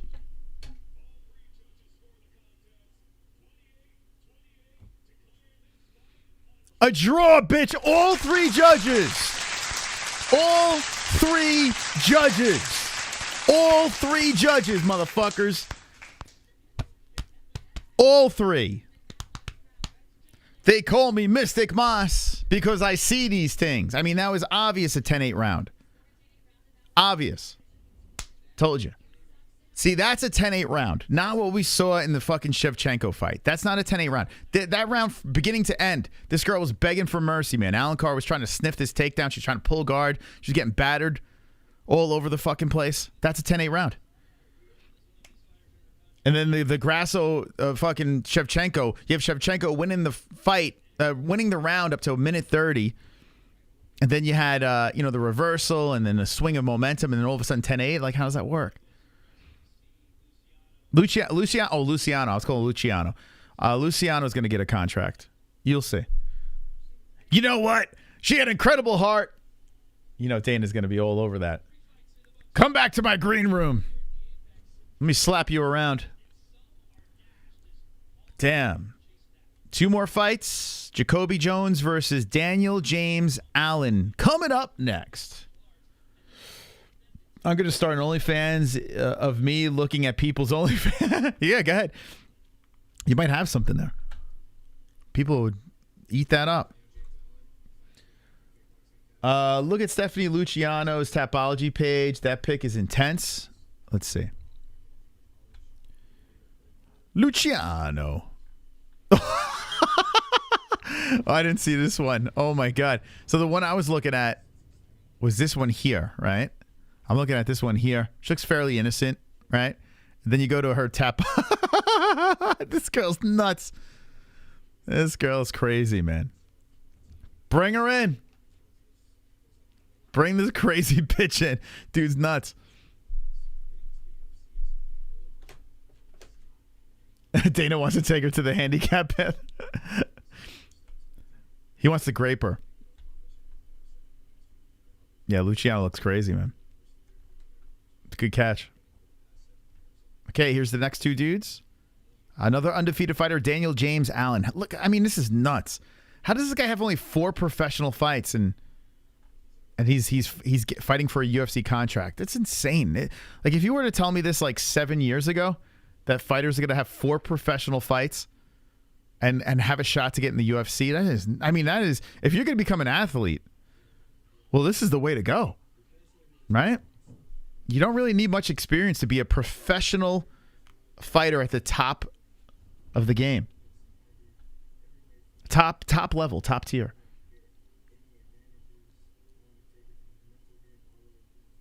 Luciano has a very cool name. Luciano. I keep on saying Luciano. I guess in Brazil you say Luciano. He's putting in training with some of the big names. Who, this guy over here? Daniel. I don't know. Where is he fighting out of? American Kickboxing. Okay. AKA. Well, there you go. Well, guess who? How is DC able to commentate this one? How is DC able? This is his teammate. Is DC even? Does he go to American Kickboxing Academy anymore? That's not. Well, that's not fair. This guy's the underdog, the plus 230 underdog too. So Daniel Allen, AKA Goldie 300, baby. Yo, whatever happened? I gotta talk to Keenan. He said he was gonna do an edit for us to help us out. I gotta talk to this guy. Did he forget? I gotta talk to Keenan. I'm gonna take it into my own hands. That I'm the real Goldie. I am the real Gold. It's like Scooby-Doo. You take it off, it's Mike Goldberg. Or Mike Goldberg takes it off, it's me. DC is annoying.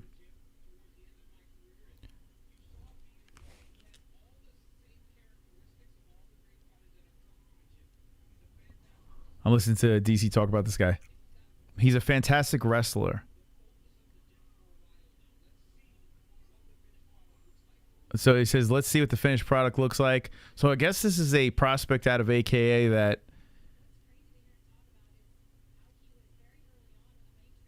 So 2 wins by knockout, 2-time JUCO All-American something I missed. So this guy's, he's a pretty decent grappler, I guess. 31 years old. His name is Daniel James Allen. All right, let's see. So we got a wrestler here. Might be a good underdog pick. The kid he's fighting, Big Toe, JaCobi Jones. Let's find out about him. Oh, he's a wrestler too.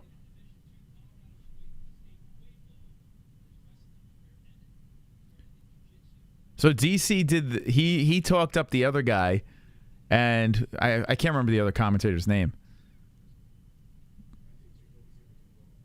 So this guy trains with Anthony Smith. This guy JaCobi. So you got Anthony Smith's boy, and then on the other side you got DC's boy. I wonder how biased the commentary is going to be. 6 foot versus 5'9". 156 for both guys. 31-27 is the age. 75-inch reach to 72-inch reach. And Orthodox versus Southpaw Allen.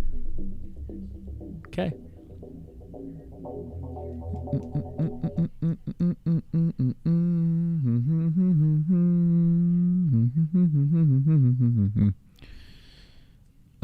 Did Luciano win? Yeah, Luciano did. No, well, it's a draw, but she's going to get a contract. I have a feeling Luciano will get a contract.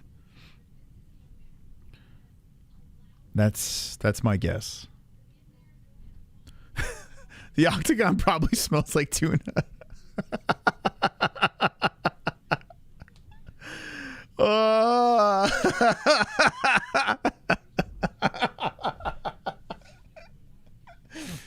Oh my God. That's like why the UFC does not have a version of commentary where there's things like that being said, you know? Like, I wish that's what the beauty of YouTube, right? We get to laugh at that shit. Like, that is such a clutch comment.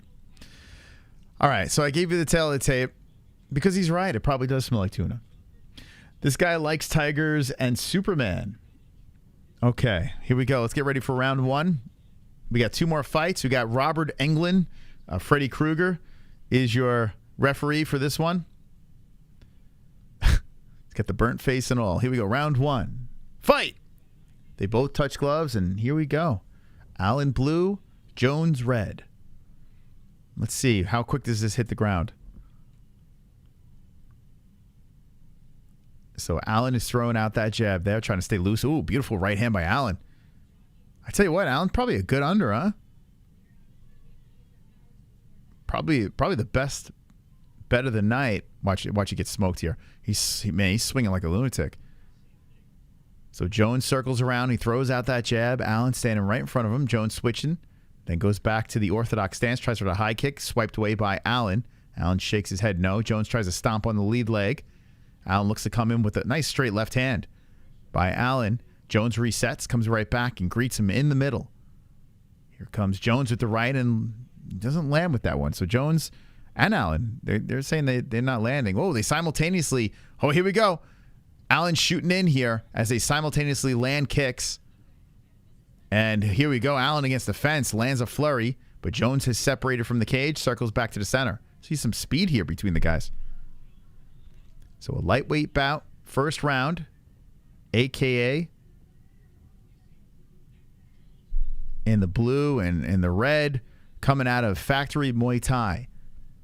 Jones comes in, nice right hand to the chin of Allen. So Jones looked like he's settling in a little bit, trying to slowly come forward. Allen puts the jab in there to stop Jones from moving in, but Jones keeps coming. Jones with the right, and there's a quick left by Allen to retaliate.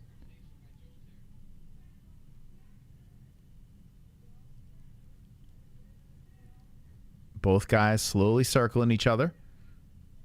And they're throwing shots but missing. And there's an inside leg kick by Jones.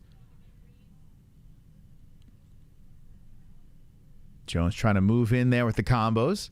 Allen fires back with the right and the left. 2:55 on the clock as Jones moves in. They're playing patty cake with the lead hand. A kick towards the body by Allen. Jones moving the head back and forth and eats a left, backs up. So a nice left hand by Allen coming in. Allen again, right hand to the face of Jones. Leg kick by Allen. Jones. Jones throwing that jab out there. Jones trying to tangle him up, but Allen moves the head underneath, ducks, and resets. Allen blocks the head kick by Jones. Actually, it's more towards the shoulder. There's a nice right hand by Allen. Allen trying to move in on Jones, hit him with a leg kick, but Jones with a good check. Jones kicks towards the body. So we have a little bit of a chess match here early between the two, as we're pretty even with the strikes. We got Allen with a slight lead. 2:05 on the clock. Jones throwing that jab out there, not landing, just kind of feeling him out. Moving the head back and forth. Tries to land the right and wildly misses. Kicks to the body, swiped away by Allen. Here comes Allen moving in. Throws out the right hand, misses as Jones resets. Jones trying to creep forward here. Trying to tee off with that right hand, but a good counter left by Allen. Allen moves in with the right. So Allen pulling away a little bit with the strikes. a little more crisp. There's a nice right hand by Allen again. So every time Jones comes in, Allen has been capitalizing nicely. And Jones is trying to close the gap. He's feinting and feinting and feinting, trying to get in there. But Allen's not biting, just slips that right to the face of Jones. 1:20 left, first round of action. I tell you what, the chick fight was more exciting than this. Could be honest with you. A lot of faking here. Both guys swinging and hitting the gloves. Ooh, nice combo. Best of the round for Allen. He heard me talk about the chicks. So that was a beautiful combination by Allen there. So Allen doing a good job in his first round. Like I said, I liked him as the under. I'm surprised. He was such a big guy. I guess because of the limited MMA experience, that's why. But so far looks pretty good. We got 45 seconds left. Kick to the body by Jones. Jones trying to zap in a combination. Allen, good head movement, steps away from the kick. Flurries in. Nice counter left hand by Jones. He circles, resets, 35 seconds. Co-main event. Next fight, we got the big boys, the heavyweights. Fairly entertaining contender series. This fight, we'll see how it goes. 25 on the clock, and a kick to the body by Allen, followed by the right. Nice combo there. The left lands, the right doesn't, but Jones comes in, works on the body, stands in front of him. The jab comes out by Allen. Flurry comes in. Good right. So 34 to 23, or 35 to 24 now in strikes in favor of Allen. I would say Allen got round one. Okay. Nice left at the end of the round by Allen to land on the face of Jones, and they go back and regroup. I mean, solid round for Allen. But I don't know. I want more. I'd rather see like a sloppy slobber knocker than like a little chess match like this, you know. After this summer, there's no way I'm counting Stipe out. I mean, right? Right? I'm probably going to pick Jones, but I mean, Charles Oliveira, can't count him out in the rematch. You know, this year's been nuts.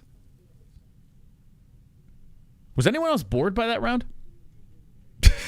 Was anyone else as bored as me? Does it burn when you yearn for fruit? No. Thank God. Thank God it doesn't. Thank you. Thank you, Casey. Appreciate you. Casey's been very consistent. I appreciate that. Everyone's counting out Charles. Yeah, when they first fought, I was very confident that Islam was going to win. And, I was confident, but the year that we're having, you just can't count out Charles. You can't. I just feel like Islam's daddy with Charles. I really do. And the fighting in Abu Dhabi, which, how the hell did that happen? I mean, nut shot. Jones eats him on the berries. And Allen just says, I'm sorry. So Jones takes a second to regroup, and this could be the dud of the night. JBJ is immune to the curse. What's crazy is I put a post on Twitter about, the curse of the video game. I was resistant to it, but now that we have Shevchenko losing and IZZY losing recently, you got to think Sarukian might be your new champion, man. Volk about to take an L, man. Which I don't think Volk loses to Sarukian, but with the curse of 2023, the curse of the UFC 5 cover, we'll see. Picking Islam, but I want Charles to win. Yeah, I like them both. I have nothing against Islam. I actually enjoy Makhachev.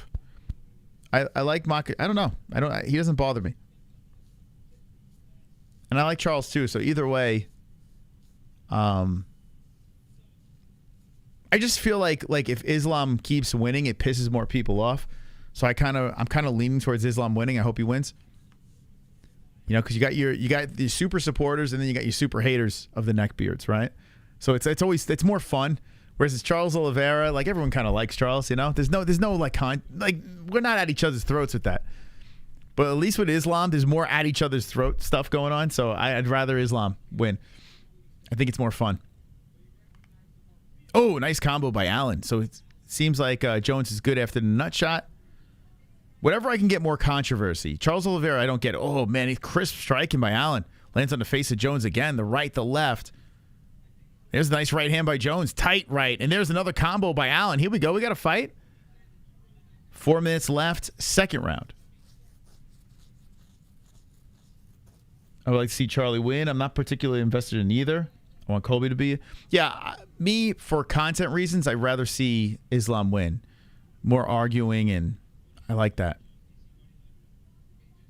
I feel like there's more lopsidedness with fans with Islam, whereas Charles, not many people dislike Charles. He's a very likable dude. But a problem with Charles is he doesn't speak English, too. I hope Charles could learn English a little bit better. It's a nice kick to the body. Oh, another nut shot on Jones? What? I got to see that again. Damn, Jones drops to a knee. They stop the clock. Oh, boy. Jones is not winning this fight. But if they take a point away, we might have another draw coming in. I don't know. Let's see. That was, that was not on purpose. But, man, shin to the nuts. It was definitely a freak thing. Yeah, it's definitely a freak thing, but it hit the nuts. There's no doubt about it. So Jones takes a seat, and we stop the clock again. I was typing the same thing about the English. Yeah, that's probably another reason why I'd rather Islam win. I mean, how many press conferences with translators and shit like that? It's annoying. I have nothing against Charles. I like Charles a lot, but I wish he would speak English. It's easier as a fan, Bet DC likes to see Jones getting nut kicked. Yeah, it's not John Jones, man. Laura Stankhole. I'm gonna save it for. I'm gonna save it for our fight nights. Like the Contender series doesn't have the UFC gloves on, so I'm gonna save it. I'm not gonna give you the cup shot. That sounded gay. He's learning English. I hope so. By the time he learns, he's going to not be a UFC fighter anymore. No contract in this fight. I know. I mean, I feel like DC's going to get in Dana's ear if Allen wins and say, come on, it's a teammate. But, yeah, from what I've seen here, nothing really sticks out. All right, so shooting in for the takedown is Jones, stopped by Allen. I mean, for 4 professional fights, Allen looks all right. He doesn't look terrible. But for some reason, I'm bored out of my mind. It's not like these guys don't want to knock each other out. I mean, Jones is really coming in aggressive. Allen's hitting him with some nice combos, but here we go. Leg kicks by Jones. Allen walking forward with 2:40 left, and Jones has a sense of urgency off the nut shot, the second nut shot. Allen trying to hit him with the hook, and that misses as Jones' good head movement. 2:30 on the clock. Jones bouncing in and out. Jones looking to land. As he moves in, he throws the left into the face of Allen. Jones to the body with a kick, followed by a right hand by Allen. Yeah, it's so funny. Mike's MMA Picks on Twitter says they rather sling hands than wrestle. I guess, when they both have the wrestling skills, why wrestle, right? Although Jones did shoot, right? He tried once. Allen's like, I'm going to show off my hands. Here comes Allen. Allen doesn't have bad striking for a wrestler. Allen trying to come in there with the right. A reset by Jones. Jones is trying to come in with a slap. Oh, and Allen cracks him on the way in. Jones is trying to do this slap bullshit. He's trying to come in like this, and Allen just fucking belts him with the right. I kind of hope Allen wins now. Dude, I don't know what the fuck Jones was doing there. Jones with a nice kick. Oh, man, that's to Allen's nuts. Oh, fuck. Freddy Krueger steps between them. And then Freddy Krueger, the ref, looks like... Oh, I didn't even have the clock going. I'm so fucking bored. So a nut shot again. As Allen got hit this time. And that wasn't a nut shot. That... Whoa. Whoa. That looked like it was... That didn't look like a nut shot, guys. That didn't look like a nut shot. How many people saw that replay? So Allen is back in business here. That was more on... Oh, nice combo by Allen. Nice kick to the body by Allen. That shit looked like it was on the waist. Give them a Bellator contract. Did you hear PFL it's heating up? PFL and Bellator. PFL might gobble them up. those conversations that have heated back up, which I was kind of hoping that Bellator would just fall off the face of the earth. I don't know why. It's kind of fucked up, but I don't want anyone to lose their job. But if Bellator, like, I'd rather, instead of them get gobbled up, I just rather them just evaporate. Just I don't know. Just go away. I canceled my Showtime subscription, so I know Bellator 300 is coming up, and our bud. Oh, you know what? Justin Montalvo's fighting on 300. I hope he wins, but I don't have Showtime anymore, so I'm probably not going to watch it. I don't know. Nice combos by Allen. 22 seconds left. I would imagine Allen's up 2-zip. Jones coming in with some leg kicks. Allen comes forward with a combo. The right lands as Allen circles back to. Jones circles back to the middle. Yeah, this fight's boring the fuck out of me. All right, so Allen should be up 2-zip. 2 seconds left. Okay. Jones got to get moving, man. Neither one wants to risk it for anything to get the contract. Chris, I heard if there's a statue of your girth, and yeah, there is a girth in Perth statue. It's right. You're right, though. Like, I don't know. It's like I don't feel it from these guys. Like, I know that like they want to win, but I don't know. I just don't got that. They don't have that it factor. Dude's got 4 pro fights. You know, like he looks good, but I don't know. I just don't feel. I don't know. Bellator is a good organization. Strickland speaks highly of the middleweight champion Johnny Evans because they're friends. They're training partners, right? So of course he's going to speak good about him. Bellator's not good. It's been a horrible product. I've tried and tried and tried to defend Bellator, and I just canceled my Showtime subscription. It's garbage. It's so bad. It's really Bellator is so bad. Like they were better back in the day when they were on Spike TV. Bellator was good then. You know, it was fun. You know, it was crazy. They had crazy fights, and I don't know, it was just fun. Like now, it's just when Scott Coker first came in, I thought things would be different. It got a little better for a second, then it started sucking. I don't know. It's really bad. Strickland wouldn't. He's talking about the fighter. He doesn't. You think Strickland gives a fuck about Bellator?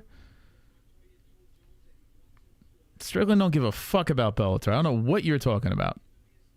If he's trains with a guy, of course he's going to speak highly. And Eblin's a beast. Eblin will probably, he's the type of guy that could be on the UFC roster. He's good. But that doesn't mean the organization's good. And I'm going to say it. I think Nemkov's a little overrated. I don't think Nemkov's that great. He's good in Bellator. How good is he going to be in the UFC? I don't know. The girls' fight was way better, I agree. So we're in the third round here, excuse me. We're 4 minutes and 10 seconds on the clock. Allen looks like he's going to cruise to a decision win unless something happens here with Jones. Jones tries to come up with the high kick. He slips to the ground. Allen puts pressure on the back of his head. And Jones is on his knees. Allen is draped over him. 3:55 on the clock. And they get back up. Knee to the body. Allen. And Jones separates. My childhood friend Josh Lieberg fought in Bellator. A lot of guys come out of AMI, and their first pro fights in Bellator. I know a bunch of guys that were like that. Bellator has given a lot of opportunities for guys fresh out of the amateur, regional scene. So Bellator did do a good job of that, but it's a shame that Bellator just couldn't have a better product. Where these guys can come up straight from the Amis and become champions. And like I said, Justin Montalvo is a great dude, man. I like that guy a lot. We've seen a lot of guys coming from Bellator, but it just hasn't really worked out. Allen's winning here. Jones back to the middle, trying for the kicks again, but it's been all Allen. Allen reminds me of that singer. What's his name? Oh, pushes down Jones. Here we go. We've hit the mat. So Allen on top of Jones now, half guard. Let's see what the wrestling could do. He looks like, what's that singer name? All of me, okay, all of you, da da da da da da da, and then all of me. What the fuck is that guy? Oh, John Legend. I don't know. How's that song go? I don't know any John. That's the only John Legend song I kind of know. Allen looks like John Legend. That's how much. Anyway, he's on half guard from the top. Allen looking to get a finish here and try to get that contract, but Jones is working his way back up to the feet. He's up. Allen slams him right back down. There you go, Allen. Trying to put the nail in the coffin here. John Legend. Oh, man. Allen's draped over him. Jones is on one knee, trying to use the cage to get back up. And he does. Jones back up to the feet. Allen draped around. Wrapped around the body. Wow, there's a guy in the crowd that's really into this. Probably his dad, man. He's like on his feet. He's like going back and forth. He's super hyped. And Jones is separated. 1:33 left in the third round. Jones needs a finish if he wants to win this fight. It's been all Allen. Allen coming in with some right hands. 1:23 on the clock. Allen blocking the shots on the way in. John Legend with the left. Well, Jones is a tough dude. He's eating some shots here. Allen working him against the fence. Jones goes to the other side of the octagon. Allen greets him there with a kick to the body. 1 minute and 3 seconds left in the third round. Most exciting fight on the show. This fight here? No. You're kidding, right? I mean, it's a lopsided mess, and Allen's trying to get the finish here. He's working him against the fence here, but Jones is too tough, man. 45 seconds left. I think the girls' fight was more exciting than this one.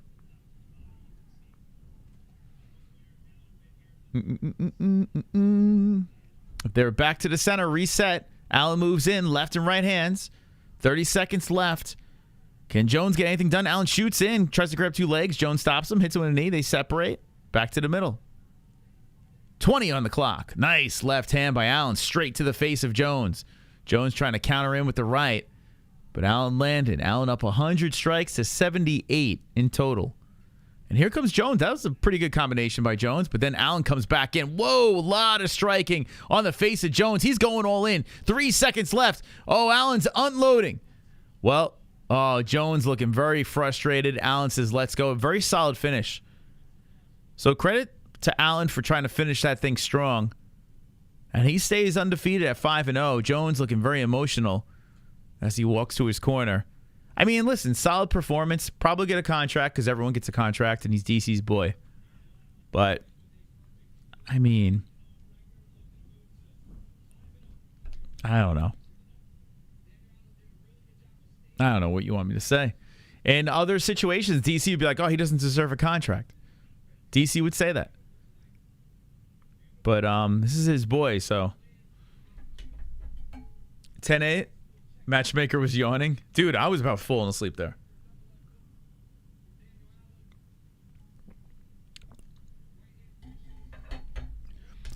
Allen looked good. He just wasn't going all out for a finish. Yeah, he waited for the third round to really go in. Third round, he wanted it. Yeah, third round, he showed some good cardio. He's a solid fighter. You know, with 5 fights in as a pro, I mean, it was definitely lopsided. Wow. It was a 29-28 in there? Damn. Yo, someone had a 29-28?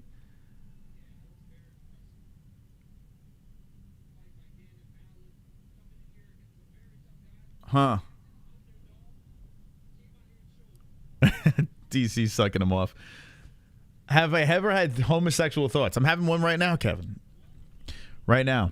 Who doesn't? I mean, Marvin Vittori put a hilarious tweet out, which I completely agree with. And I saw, dude, I've had this conversation. I've had this argument with Jessie on air. You know, and nothing against, you know, listen, I have no problems with gay people, bisexuals, whatever. Like, I have zero problems. But I do say the same thing that Marvin says. He probably shouldn't be tweeting this, but he put something out, which I was dying laughing. I'm like, that's out of left field. Marvin Vittori puts out this tweet, and he goes, let's see if it's still up.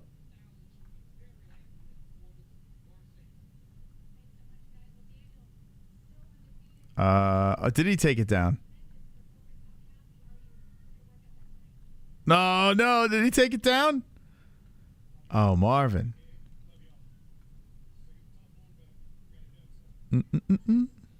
Oh, here we go. He didn't take it down.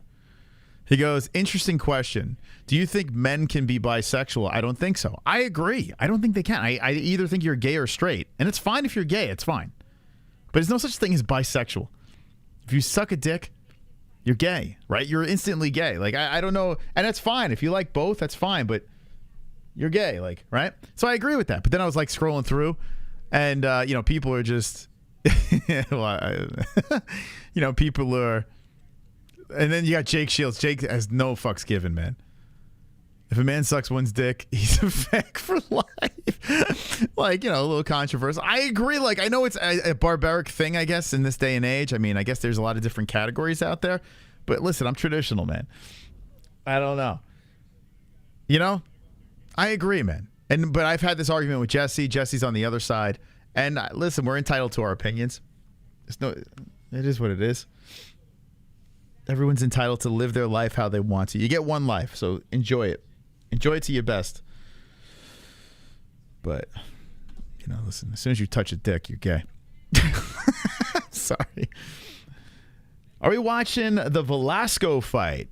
Well, is he in the main event? Yes. Velasco versus Gaziev is the final fight of the card. I'm going to say all these fighters are going to get contracts.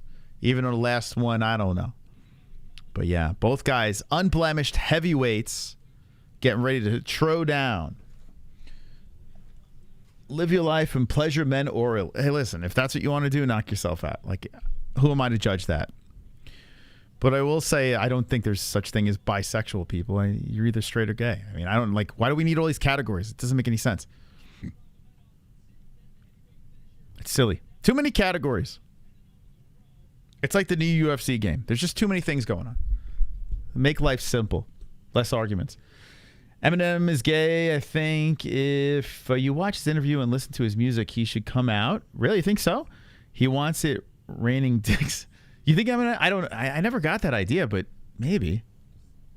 Yeah, maybe he is. I don't know. What happened to the hit that motherfucker ain't real women? Not the replacement, the original? No such thing as a lesbian? You don't think there's such thing as a lesbian? We're all bisexual? Do you believe that too, Comfy? I mean, listen, if that's your opinion, that's fine. But where... Speak for yourself. I mean, I don't know. I mean, I guess I could admit if a guy's good looking. Does that make me gay? Does that make me bisexual? If I think a guy, if I say, oh, yeah, that's an attractive guy over there, am I bisexual?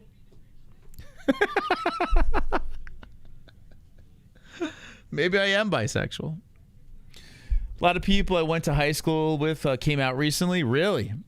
Yeah, when I was a kid, it was like it was frowned upon. Now it's like, you know, you can be gay. It's fine. You know, people, it's a lot more accepted. When I was a kid, you don't come out as gay. Like, it just didn't happen. You know? So I get it. Laura Sanko, she's starting to look like that girl from American Horror Story. What's that actress? Speaking of gay, I think she's gay. What's her name? American Horror Story. There's an actress that's like in like a lot of them. Where is she? Oh, yeah, Sarah Paulson. What the hell? I just looked at Laura Sanko and she had like this. She started looking like her. It was really strange. Maybe because they have the same forehead. Maybe that's it. Dude, it's so weird. Like, I'm looking at Laura Sanko right now. Dude, she's starting to look like this girl for some reason. Wait, Laura Sanko don't look like this. Why is she looking like this right now? What's happening? Confused. Who started this gay shit? It's Kevin from Chicago. I mean, he started it. He likes to talk about that stuff. The older chick that's married to the 80-year-old woman. Is that girl married to an 80-year-old? Is she married to an 80-year-old? I don't know. I learned they using certain beat patterns in music to make people gay. Like, What? They're like brainwashing people. I mean, who knows, man? There's crazy theories out there. Who knows? Getting bumfucked by Dre. I don't really listen to lyrics too much. I never really listened. Like when I listen to a song, I told Jessie this too. That's why I don't know the lyrics to many songs.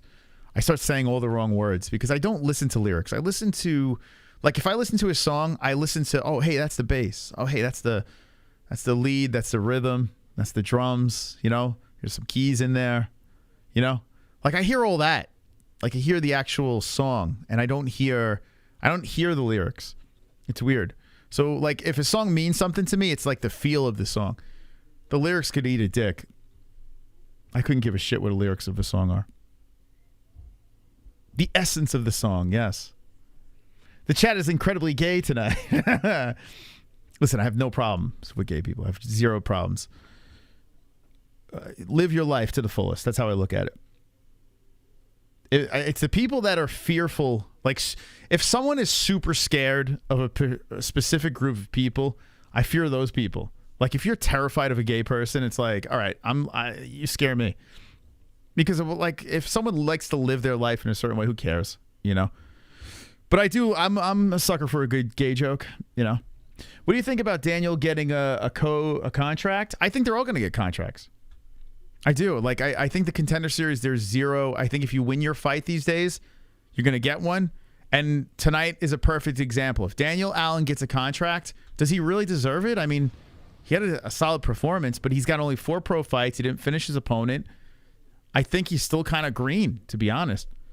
Like, maybe get a couple more fights under your belt in the regional scene, but he'll probably get one.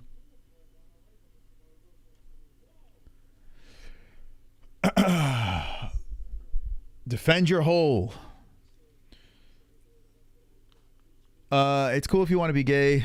It's your life. Just do it that. Yeah, I mean, right? I mean, who cares, right? I don't give a shit. I was more homophobic when I was a kid, you know, because that was how society was. But I get it, man. If people want to be like that, knock yourself out. I'm not. I have a gay brother-in-law. He's a great guy. You know, he's a good dude. I ask him a gazillion questions, and they might think that I'm trying to inquire. Like, maybe I want to be gay. I don't know.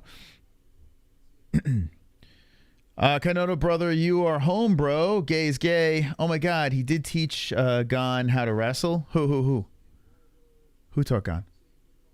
This guy's a big boy, man. Greg Velasco, big fella. Let's pull in the tail of tape. 263, 6'2", 263, 29 years of age with a 70-inch reach. Got that Tyrannosaurus reach. Damn, how's this dude have what the fuck? How does he have a 70? That's like Artem Lobov. Why is this guy's arm so short? What the fuck? I'm watching this guy hit pads. He's got Nick Newell's reach. Then he's fighting a guy 6'4", 259 with a 78-inch reach. Orthodox versus... What the fuck? Dude, is this guy a wrestler or something? How is this guy going to land anything? What the fuck? 70 and... Is this right? He's 6-0. Yeah, it says some Tapology to say. 6'2", 70-inch reach? Bro, to put it to you this way, Conor's 5'9" with a 74-inch reach. Think about that. And that's a long reach for his weight class. This dude's got 70-inch reach.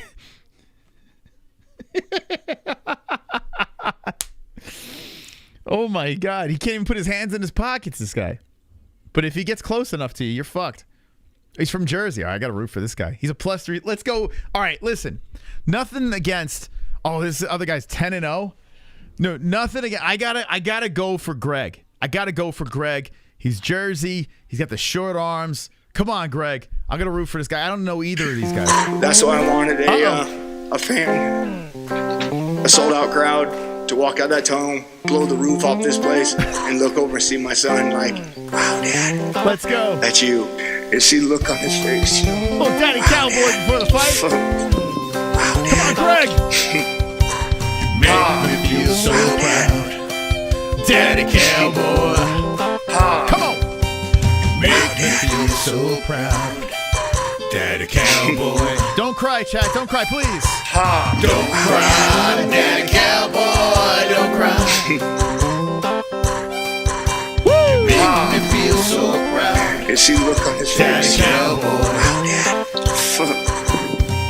Oh boy. Wow, Dad. Scary Russian incoming. Rafa Cops. Where did our society go, man?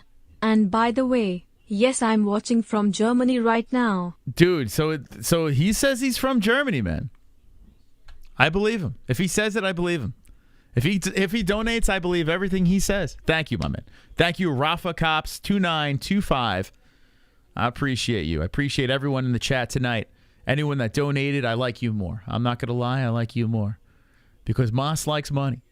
And the top donator is Little Gloom over here. I also like people that hit the like button. I like you guys a lot as well. I like the members of the chat as well. Now, if you haven't contributed within either it's a donation, membership, or, which is free, the like, if you're one of those people that are not in the big three, I do not like you at all. So the least you could do is hit that fucking like button so I could like you, okay? Thank you very much. Thank you, everyone, for stopping by. We got a scary Russian against the short-arm Jersey guy. This guy is very scary. Shamil Gaziev. Oh boy, I'd be shocked if Jersey gets this done. But I'm gonna roll with this guy. He can't even wipe his own ass. Yeah, he can't. It's crazy, man. A 70-inch reach. Like, I'm looking at his picture. Dude, look at his picture. Dude looks like Ram Man. He looks like a He-Man character. He's got a big... I like this guy, though. Gaziev taught Gon how to wrestle. Gon doesn't know how to wrestle. So this guy is helped Gon out. Okay. It's an interesting statistical. There we go. Thank you, chat. Appreciate you guys. See, we got a very wise community here. All right, so round one has begun. Gaziev versus... Oh my God, he got dropped already, Velasco. He's down. He's down. One shot. He's down. And now the Russian is trying to get the back. Are you kidding me? So, here we go. Velasco rolls around to the backside. Let's go, Jersey. He just got the back. Velasco just got the back, baby. The Russian falls into the trap. And now with the little arms, Velasco is trying to go for a mount here. Oh boy, the Russian's he's trying to roll into the guard. Oh, this is hilarious. So Velasco holds on to the back position here, but he doesn't have the legs in. The Russian is pulling up on the legs. Velasco can't get a hook in. The big problem is, how is he going to get the neck? He can't reach it. His arms are too short. So the Russian now being held down. Velasco, let's go, champ.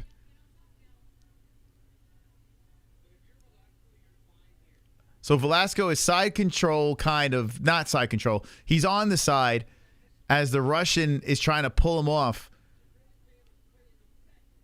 Gaziev is trying to spin inside. He could be inside the guard here. But Velasco's holding on to the side of his head. He's trying to tie him up. And Velasco, he slips off. Gaziev is inside the guard. Here we go. Yo, Velasco, a little slick on the ground, but now passing over a leg is the Russian Gaziev. Heavyweight activity. Both guys are undefeated. The O must go. And the Russian looking to put elbows to the face. A right slips in by Gaziev. So Jersey trying to stay alive here. 3:20 left. A lot of time left in this first round as the Russian's putting the forearm under the chin. Oh, man, that looked painful. And Velasco pushes the arm away, fighting off the hands, trying to keep him close. Gaziev is on top, hits him with the right. So Velasco is trying to get away from this bottom position, but Gaziev is holding him down strong. Not much landing here. The mount by the Russian. Here we go. Gaziev's got the mount. Nasty shots coming in. And now he looks for the neck. Oh, this is going to be it. Velasco's got to fight the hands. Gaziev looking for the carnage in the first round. Couldn't he get it done? He's trying to get it. Oh, my God. It's almost there as he rolls him over. Gets under the chin. Tugging and tugging. Velasco's going to go to sleep if he doesn't fight the hands. And there's the tap. The Russian holds on a little extra as Velasco does not even land a strike. They both have a warm embrace. Mother Russia, first round. Carnage. We tried, guys. We tried. We tried. We tried. The carnage, embrace the carnage. Gonna date with carnage. Vote for carnage. Make babies with carnage. Play jokes on carnage. Masturbate with carnage. Ejaculate the carnage. Propose to the carnage. Enjoy pancakes with the carnage. Celebrate the carnage. Well, the 33-year-old 6'4" Russian gets to finish in the first round. I'm watching that first strike. Boom! Straight right hand puts him down. That started with this whole mess. Velasco wound up on the back, and his arms are just too short. Couldn't get it done. Couldn't get the hook in. Real good defense by the Russian. The first thing he did when he got his back taken, he took his hands and grabbed the foot of Velasco and just peeled it up so he couldn't put the hook in. And then eventually got the back, put it in the choke. He'll get a contract. UFC could always use heavyweights, especially Russian heavyweights, right? So, easy stuff. 58-second control, 0 strikes for Velasco Raptor. That was bad. That was pitiful. But hey, Velasco, hopefully we'll see him back in the Contender Series. He was fun while he lasted. He's looking really disappointed. I feel bad for this kid, but the Russian gets it done. Gloves are off. Hand about to get raised. Contracts for everybody. Contracts. All right, so here's how this works. We're going to listen to Dana White say who gets a contract, okay? Then Dana White's going to hit the media. We'll pull him up on the screen. We'll watch his media scrum, and then we'll wind it down. His media scrums have been fantastic, so we'll talk to the chat. We'll discuss whatever you'd like to talk about. And that's the order of which it's going to go for the rest of the stream. Was this the fight of the night? No. I think, no, it was just a one-sided domination. Who would I give fight of the night? I can't give the co-main. I was kind of bored. I did like the chick fight, and then the first, I'm going to say, I can't believe I'm going to say this. I'm going to say the chick fight. I was thoroughly entertained. I don't know. It was crazy, man. The first 2 rounds, it wound up being a draw because the third round was 10-8, going for Luciano. But you had some real impressive finishes. Montello just got smoked. Rear naked choke. Just didn't have a shot in that fight. Krzyzewski looked very good. De Silva got the finish in the second round. That was a pretty solid scrap back and forth. The ref had to step in. He was just getting battered. But if I think fight of the night, for me, if there was one, it would be the chick fight. That's why I would go. But let me know in the chat what you think. Those that were watching along. What you think? What you think as Dana goes to the back. How's everyone doing? Did you hit the like button? Now's the time to get it in there. Slide that like in. Thank you. Thank you. Couple of fights on the card were kind of lopsided messes. Same with the ladies. I think the ladies showed up. I think women's MMA has gotten a lot better. There hasn't been much to criticize. An unfortunate final round with the Grasso fight, but it is what it is. We're still entertaining. Let's start a petition to cancel Power Slap. It's a bummer for me. I'm in a weird spot because that guy King Ryan that was on the show. He's such a nice dude, man. And he's super invested with Power Slap. He's like a coach now, but he's going to be competing again once he's cleared. He's such a good guy, man. So yes, I'm not a Power Slap fan, but I'm not going to shit on it. I like Ryan. He's cool, man. He's a good dude. So it's like I'm not going to shit on it too much. I don't watch it. It's not for me, but it is what it is. Tell him to grow some balls and fight him. Well, if you just have to slap someone and you don't have to get into a cage and, train other stuff, maybe just do that, I don't know. And who knows? Maybe go into one of these things. It seems like everyone that goes to these things loves it. I don't know. Maybe if I went and I was fucking drunk and hanging out with the crazies, maybe I'd be like, okay, think about it. On TV, it just doesn't work. I don't think it does. I think it's kind of ridiculous. I don't know. I'm not amped up for it, this and that. But if someone said, hey, Chris, you want to come to Power Slap? You could drink, have a good time with your friends, watch people fall down and collapse. I would go. But I'm not watching it. I'm not going to sit here and watch it with you guys. I tried. It's kind of dopey. I mean, I'd rather do that than medieval times. You know? Let me know in the chat. Like, those of you, I know people are anti-power slap, and I completely understand. But would you go to an event? If, say, for instance, we're like, all right, we got tickets. We'll fly you to Vegas. You go to the Apex. You can hang out, rub elbows with fucking, you know, the UFC fighters and whoever the celebrities are there, and watch power slap. Would you do it? You wouldn't do it. You're lying. You're fucking lying. You wouldn't go to Vegas and hang out with these people and watch it? Stop it. Come on, you guys are you kidding me? Stop it. I mean, so you're telling me if there's a car accident, you don't run to the car accident? I always run to the car accident. If I hear a crash, I'm the first one there. Now, granted, I want to make sure everyone's okay, but I got to see it. It's a car crash in Vegas, and you're hanging out with fucking celebrities. What? You wouldn't do that? Oh, stop it. I don't believe you. Or then you must not go out at all then. And if you're a homebody, then fine. Power slap is faker than bi not being real. That's a whole nother conversation. Power gay chicken. It's like a timeshare agreement. Yeah, like, listen. Like I said, I am not a fan of it. Like, I can't watch it and do reaction streams. We've tried a couple of times. It just doesn't work. But I go to an event. If it was free, I'd go. I'm all in. I mean, right? Let's go to Vegas. Dude, I'd fucking go in a heartbeat. Have you ever seen a bored person at Power Slap? I mean, they just wheel people out and then cart people out. Like they walk people out and then one's getting carted out to the back. You know, people are drunk hanging out. Get high. I don't know. Gay chicken Power Slap is actually pretty funny.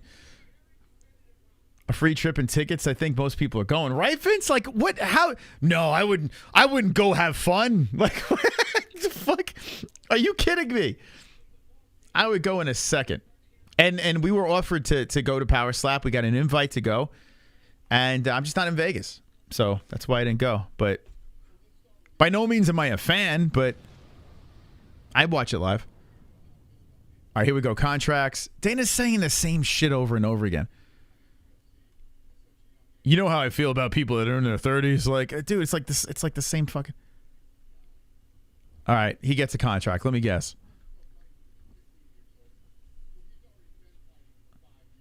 Okay, he's been fighting 5 years. Blah blah blah. By the way, Dan just has a Power Slap shirt on right now. Current Jungle Fight champion.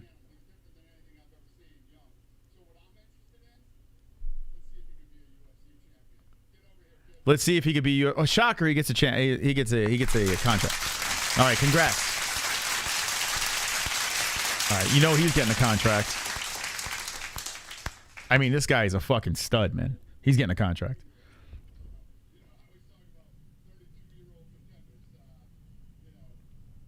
You know how I feel about 30-year-olds, and you know how I feel about cheap labor. Once they get some well-known characters to the roof for Power Slap. Well, yeah. The thing is, the UFC didn't have another organization pumping them out on social media, and they became massive, right? Power Slap has the UFC fucking force-feeding everyone. So they're going to brainwash people into it being something. They're not stopping. So it's probably going to be big and at people's resistance. But we'll see what happens. I'm not on board yet. I'm not. But I just rather not talk about it, to be honest. Here we go. This kid's in the UFC. Congrats. Congrats. Wonderful, wonderful. I tell you what, if I'm in Vegas and Power Slap's going on, I will go. I'll cover it for sure. I'll give you guys some good content. Okay, here we go. Here we go. The draw. Wow, both girls are sitting there holding hands. We've never seen this. Well, that's kind of cool, man. They both beat the shit out of each other, and now they're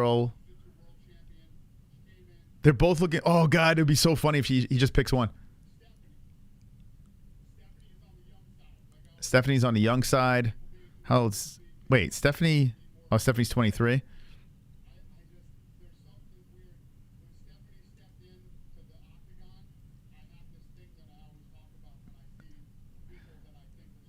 When I see that people are special, Stephanie's got it. You know what that means, right? He's more attracted to Stephanie.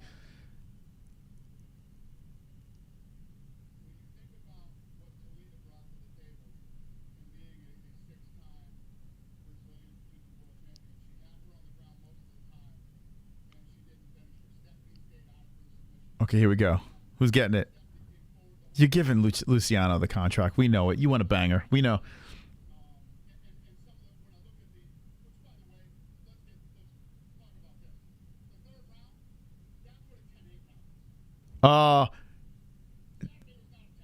Saturday was not a 10-8 round. So, all right, we're on the same page there. Wow. Take that, Grasso fans.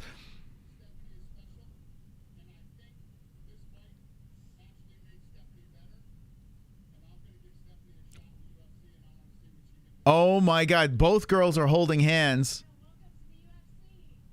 Both girls are holding hands, and Stephanie gets the contract. Shocker. She's got that special thing. You know what it is? I want to fuck her. All right, so she's getting in. Congrats, Stephanie. Luciano. Well deserved. She was fun, man. She was fun. She's better looking, so yeah, give her the... Oh, here we go.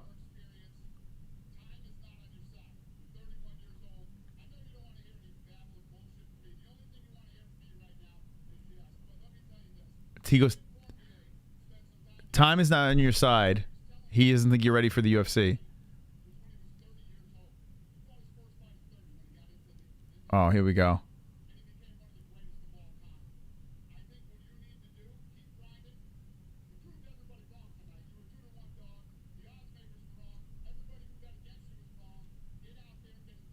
All right, so he wants him to hit the regional scene again. So this guy will be on the Contender Series again. So he does not get a contract. Wow, Dana finally fucking puts his foot down. He didn't deserve a contract. I agree. He's too green. Even though he's 30, he's too green. No contract. All right, good. Now we're talking. Dana, we're working on this. Dana was getting nervous. All right, this guy's got a contract. I mean, it's not even a question. All right, so 4 contracts. We need to see more of this, man. We can't be doing this pity shit. We need to see more of this. And I guarantee that Dana probably spoke to DC before and says, listen, just get some more wins for this dude. You know, he's clearly skilled, but he's not ready. Like, he's only 5 professional fights here. You know, and he didn't show anything that, like, okay, yes, he pretty much dominated the fight, but he just didn't look like he was UFC ready, you know? So Daniel, this guy here, he'll be back in the Contender Series, no doubt about it. He'll probably wind up in the UFC. He may even come in, you know, you may find this guy slipping in short notice or something like that because he's DC's boy, you know? Very possible. Very, very possible, but he does not get the contract. Listen, this girl shit, you know what Dana's doing here. She's 23. She's pretty. She's fucking psychotic. Of course. She's Brazilian. I mean, come on. They're gonna give her a contract. You know, Simpson loving that shit. This guy's a beast. Another Brazilian talent over here. Very good. Finished Dylan Montello, excuse me. And then this kid over here, I mean, it is what it is. He got the finish here. I think he's got pillow hands. But he won, got the finish. He gets the contract. All right, now we wait for Dana to hit the media. I'm having fun with you guys. Hope for you're having a good time on a wonderful. Tuesday night Contender Series. Kevin from Chicago. What's up, Fruity Patooty? Say what you want about Shoko, but she was the only commentator calling the fight correctly. Black and the Jew were low energy watching Strickland's masterclass, obviously upset seeing Strickland beat Izzy. Nick the Jew liberal. Something tells me you're not a fan of Jews, right? Is that what you're trying to say? You do not like Jewish people? Thank you, Kevin. Appreciate you. KKK from Chicago coming in. Thank you for the donation. Lurisenko is very good. I got to say, you know, like anyone knows how I am. I am not easy on the women, right? I make a lot of inappropriate jokes towards the ladies, but Lurisenko's good, man. She is good. She's very good at what she does. I love that she's right now. She's hustling, man. She's running back and forth. She's doing commentary. She's doing the interviews. She's a hustler. She hits the fucking broadcast team. She blows away everyone. She blows everyone around her. I mean, away. She's very good. She is. She's easy on the eyes, you know. Laura Sanko's doing her thing. Respect to Laura Sanko. Smart girl. As for the other guy, I don't know if he's a Jew, but what the fuck? She fucked Kraus, you know? Mike Goldberg is my favorite Jew. Oh, God, help me. Anyway, I was semi entertained with that. Listen, even if it's a shitty Contender series, like I said, it gives us a chance to hang out with each other. It all comes down to the fight reactions. I have the most fun doing that stuff with you guys. So we get another excuse. We get to listen to Dana White talk to the media very soon. So I'll pull him up when that happens. Oh, Sanko is 100. I'll tell you what. I agree. Sanko is better than Bisping. There's not. I think Bisping is one of the weakest links with commentary. When he's doing his YouTube thing, sure. You know, listen. This is not hard. What we're doing here, like getting in front of a mic, being ourselves, or just putting on a character and talking to a chat. Bisping was a champion. That's great. You know, he's got one eye. He could pop that thing out if he wants to get really crazy. So the YouTube thing is great. He could be an analyst. Fine. But as a commentator, I just don't think he works. You know? And it's not even, I'm not trying to shit on Bisping. I'm just being as honest as possible. Listen, he was a champion. He could be an analyst. He could do all these other things. He could be a movie star. But as a color commentator, it doesn't gel. I think Dominic Cruz, great analyst. But as a commentator, he makes you want to bang your head off the wall. He's annoying. You know, DC is goofy. Sometimes he's biased, but he's more tolerable than all those guys. And that's not saying much. It's not saying much. Laura Sanko is probably the best of the bunch. If you had Anik, Rogan, and Sanko, it's a very tolerable trio. But let's be serious here. You only need two. You only need two of them. And that was the beauty of Goldberg and Rogan. Two. They need to go back to that. Why have three? I was talking to my mom about this, and I think this is the reason. If someone has to take a shit, you have two to work with, right? One leaves, then you got two to bounce off of each other. If you just have two, and someone's got to take a shit, now you're stuck with only one. I think it's the shit thing. I think that's happening here. So that's why they go with three. But two is the way. Two is the way. Or just rotate them. Rotate. Have three and rotate them. If one's got to take a shit, rotate one in. Don't have three sitting next to each other. They're all talking all over each other. And then the play-by-play guy gets buried. John Enix has 4 words. There's no play-by-play anymore. Come on. Talk to the mystical here. You just need two. Just need two. Do you mind paying 68 cents a day back to Ukraine against Russia? I tell you what. I got 2 kids to feed. Every penny helps. So I'm not paying 68 cents anywhere. I just canceled my Showtime subscription. We're cutting corners over here. I could fix things. I could fix the UFC. They just got to contact me. I got all the answers. You know, people, as human beings, we defecate. You know, that's why they got the 3-man team.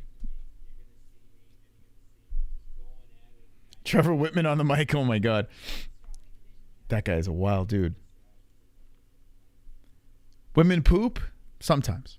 Some women. Laura Sanko takes big, steamy poops. I hate to break it to you, boys. That's not going to stop a lot of you guys. That's not going to stop you guys. I know you animals. I know how you animals work. You filthy animals.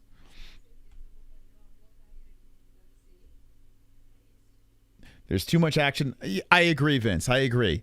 You need one color commentator that kind of breaks down the logistics of what's going on, and you need a play-by-play guy. And when Goldie was doing it, he was the play-by-play guy. He didn't go too much. You know, he's told you what was going on. Rogan told you what was going on.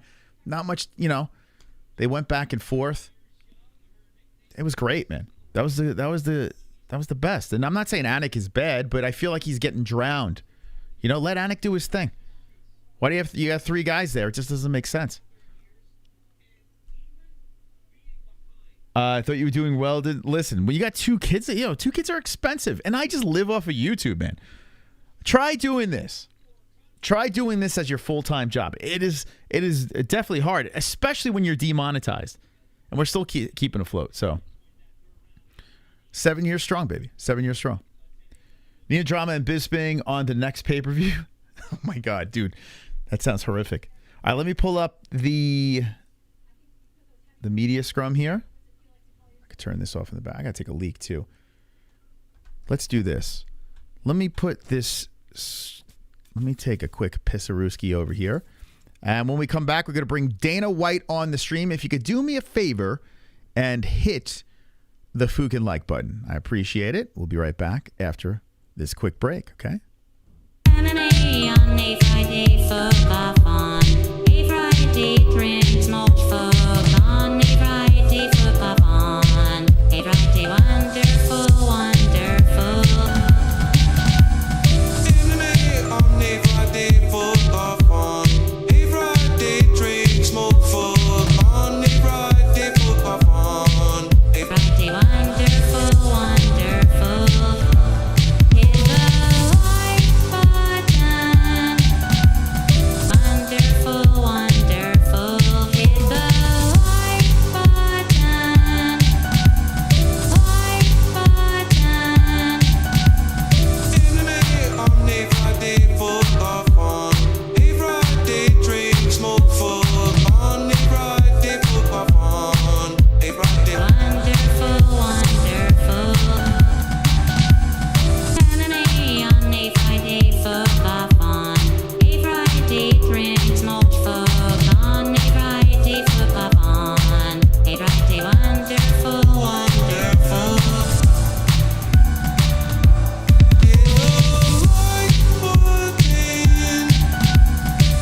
Wonderful, wonderful.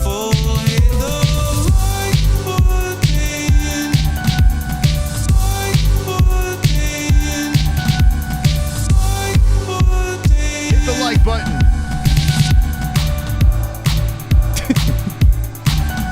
Like button. I'm sorry. I had to put you through that. All right, here we go. Let's do this. Let's do this.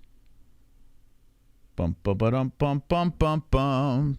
All right, let's get Dana White in the mix. Looks like he's not there yet. But when he arrives, we will have you guys listening to the media scrum. I thank everyone for stopping by tonight. I'm curious what they say. So Dana White made it very clear that he didn't think that last round was a 10-8 for the Grasso fight. I love it. This is the Dana White I like. The honest, the open and honest Dana White. And the fact that the Athletic Commission in Nevada is re-educating judges on 10-8 rounds. If a dumb fuck like me on YouTube knows what a 10-8 round is, but the judges don't, that is a massive, massive problem. Massive problem. And what happened on Saturday night was atrocious. It was, man. Like, Valentina Shevchenko got screwed. And for people to be like, oh, yeah, you just cry more and this and that. Dude, if the commission is stepping in to re-educate their refs about, their judges about something, well, that says something there. You know, it's a problem. So I'm sure Dayton's going to be talking about that in a sec. We'll see what he says. Hopefully he makes it interesting. I want juicy media scrum. Sometimes the media scrums are better than the freaking Contender series. Good reason. Good people raise good people. Yeah. Yeah. You know, it's weird, man. You always freak out when you have kids, right? You always freak out that you're just not going to do a good enough job, or you're going to make the wrong mistake and send them on the wrong path. Like, you always try to do the right thing. But at the end of the day, dude, I tell you what, my daughter, she's on the right path, man. She is so fucking sweet. Like, this one of the sweetest human beings. Like, it is crazy. Anytime she thinks you're hurt, anytime she thinks you're sad, she goes, are you okay? She's 2. And she's like, here, give me a hug. Like, says it in broken English and comes over and gives you a warm hug. Like, she is so fucking sweet, man. Like, it melts my heart. She was doing it again today. So it's like, oh. But then I'm like, maybe it's because I have a girl. Maybe girls are more like that than boys. I don't know. I'll see if my son does that too. And I'll be like, man up, son. Don't be a big pussy. No. Yeah. That's like the scariest thing, though. You don't want your kids to be.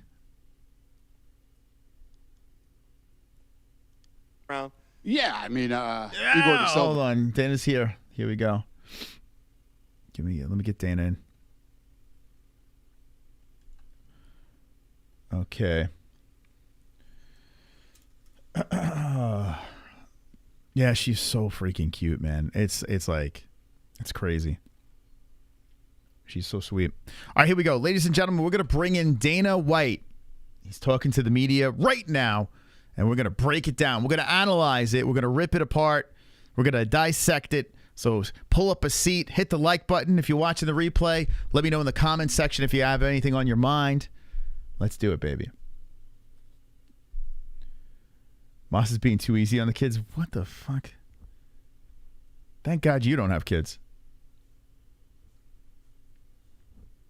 Thank God.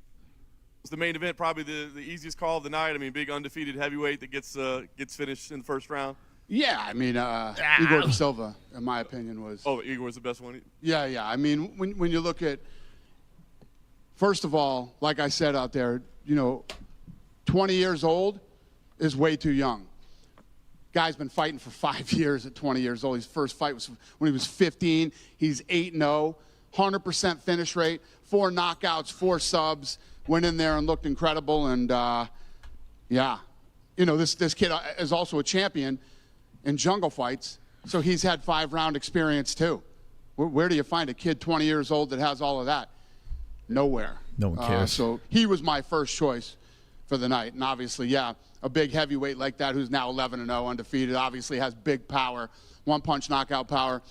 And at his age, he's a guy you can throw. That's what I liked about a couple of, I got a guy that's too young, and I got a couple of guys that can be thrown right into big fights right now. I was going to ask you about that because you mentioned Igor da Silva and Kanan 30. Do you know why Dana and his parents had a falling out? Well, we know why him and his mom had a falling out. His mom wrote a book about him, and she threw him under the bus so bad. But apparently, listen, I don't know Dana, so I don't know anything about it. But I've heard from people that have known Dana that there were a lot of truth coming out of some of the statements. So mom looked like she was a little crazy, but at the same time, I think there was some truth behind it. And Dana just kind of completely disowned her.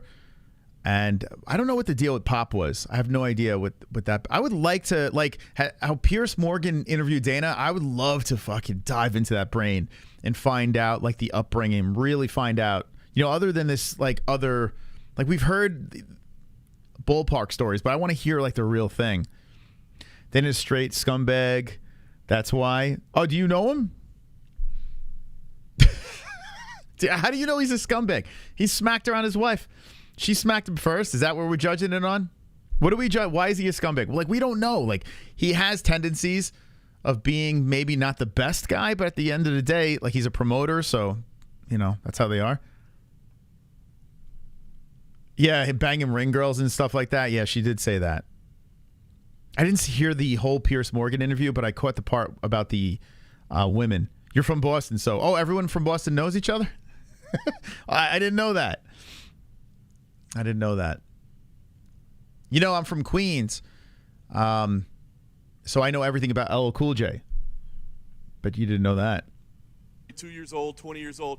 Is it, for guys that are out there that want to be here, right? Is there an ideal path? Is it at young, 20 years old, you can kind of maybe get a shot, or is it, hey, would you say get more seasoning, get more fights? Is there Everybody's unique. Everybody's got a different story and a different background. And, this kid's been fighting for 5 years. He's 20 years old. Some of these kids that we find that are, 24, 25 haven't been fighting for 5 years. So I think that every guy has unique experience. And he's talking about this guy here. Kanan is another one. 20. He's got 16 fights with 13 finishes. I didn't realize. So this guy, Igor da Silva, yeah, he's 20. For some reason, it just went over my head. Wow. That's another young kid, huh? I'm he has no power. It's because his nuts didn't even drop yet. Damn. Okay, maybe that is a good one. And then he's talking about this guy next. This dude, yeah, you know, some people that came out of this Contender series is actually pretty interesting. So that's a lot of experience. This guy's scary. And what does that tell you with 13 finishes? This guy's fucking He doesn't scary. fuck around. That guy goes in to finish fights. Yeah, dude, this guy you could probably put against ranked guys and be a problem. The way he went in there in Montalvo, dude, this guy is, and he didn't exert much energy. Like this guy's scary. So he's right up my alley.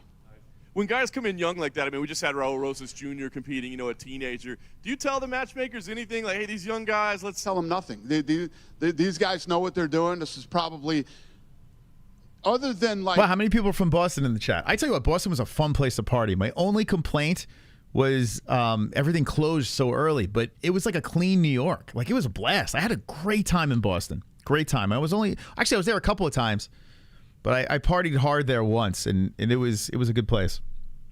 I got to hook up with like a shot girl at one of the bars. That was cool. That was a cool experience. A Boston shot girl. Boy, a Boston. The UFC and you know, guys that are ranked and guys that have made it. The matchmaking on this show is incredible. Incredible. So I don't question anything. I don't know anything when I walk in. I have no rooting interest at all. I just walk in and whatever happens on Tuesday night happens. I did for the team. I boys. make a decision based I was on. like, I'm going to get a shot girl. Look at that. But who knows how many people tongued her down? Who knows? I mean, if she tongued me down, she probably, God knows what the fuck happened. But I felt good about it. I felt like a real man. No one else hooked up that night, and I hooked up with the shot girl. I felt like a real man. I did it for the chat. It's many years ago, but I did it for the chat, you know? I knew that this day would come where I brag about that. Off what I see there. And then once I'm watching them fight, and then as I start to dive into who they are and where they come from and what they've done, it's fun. So walk us through the logic on the draw, right? Unique situation. You Here we got go. a draw, so you don't have a winner. And we're sitting here thinking, do you go 0 contracts? Do you go 2 contracts? This one here. You all know what a 10-8 round is now, right? Yes, That was a 10-8 round, right? Would everybody agree that was a 10-8 round? 100%. Complete domination. Looks like it could be stopped. You know what's funny? Now I'm going to pause this a lot, guys. So if you want to hear the whole thing, you know, go to the UFC. But I got it because this is a reaction. I can't just play it. That wouldn't be fair use. I'm using this as a reaction over here. I was saying during this fight, I mean, when the fight expired, I said that's a 10-8 round. And people in our live chat tonight, you could actually scroll it back. I'll leave it up for you guys. We're saying you're crazy. Sausage. Saying you're crazy thinking that was a 10-8 round and that was a draw. Now, this just goes to show everyone that I am superior, that I know what I'm talking about here. That was a 10-8 round. That round was a 10-8 round. I don't understand how the fuck that Shevchenko-Grasso round was a 10-8. It made no sense at all. Who in the chat were doubting me? Like, oh, you're nuts. That was a 10-8 round. Listen. I'm here for you. I'm here to give you the knowledge, okay?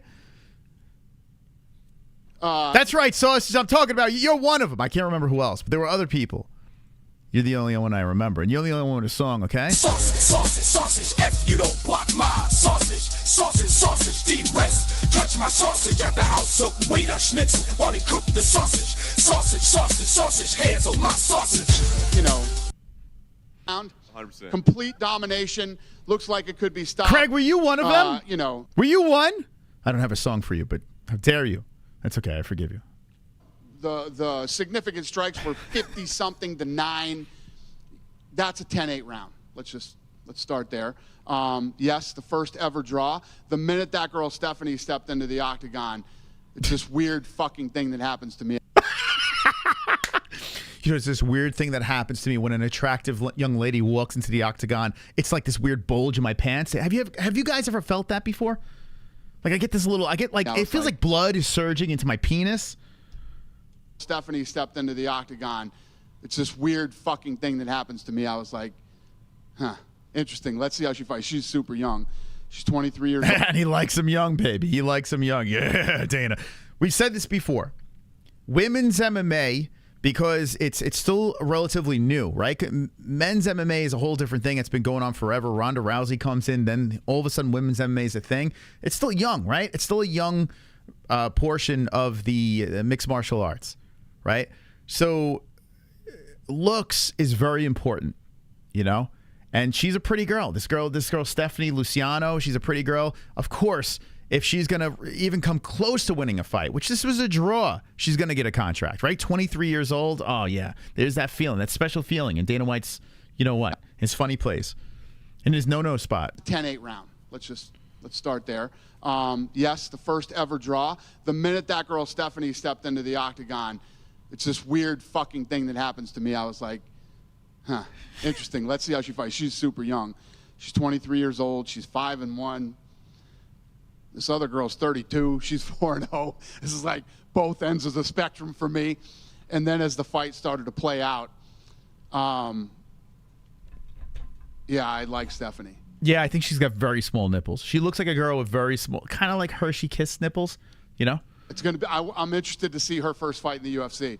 She goes home and works on some things. What I really loved is when you look at Toledo. I mean, he's totally perving out without even, like, he's not even covering it up.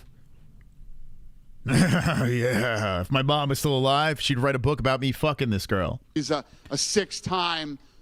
Dana, listen, this is all jokes, man. I'm sorry. Brazilian Jiu-Jitsu. That might have been uncalled for. I apologize. No, I forget. World champion black belt. And she had a lot of ground control. Her big thing is the rear naked choke. She had her back a few times. She couldn't finish her. So it's interesting. It's going to be interesting to see what Stephanie can do. I want to ask you, we said International Flavor Night. You know, we had Dana White's Contender Series Brazil before. Is there any talk ever of doing, like, national-themed shows like that again, or do you feel like just the one season each year is enough? What's the question? You know how you did, like, Contender Series Brazil before? Like, tonight we had a lot of Brazilians, a lot of... That was tonight. Tonight was Contender Yeah. Series Brazil. I was wondering, do you ever talk about doing, like, international-themed seasons like that again? We have talked about it. Yeah, we actually recently, within the last week, we talked about it. But I don't know. You know, I was worried about coming out of COVID that, you know, we'd have a hard time with talent. It's actually been the opposite. I mean, there's... I would love to hear... I can't tell those stories. I wish I could, man. But no, I swore silence. I swore. If someone tells me, you know, in confidence that I will never say. I will never speak. I wish I could, but I can't, unfortunately. There's talent popping up everywhere, so... DM him and ask him. No. Could be. A couple outside tonight, you mentioned the 10-8 rounds. I think we all know what you're referencing there. Well, we didn't see you on Saturday, so I guess what were your thoughts on the title fight and how it played out?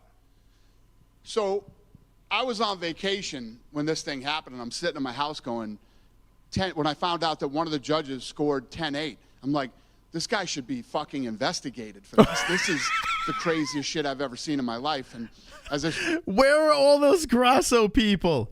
Deal with it.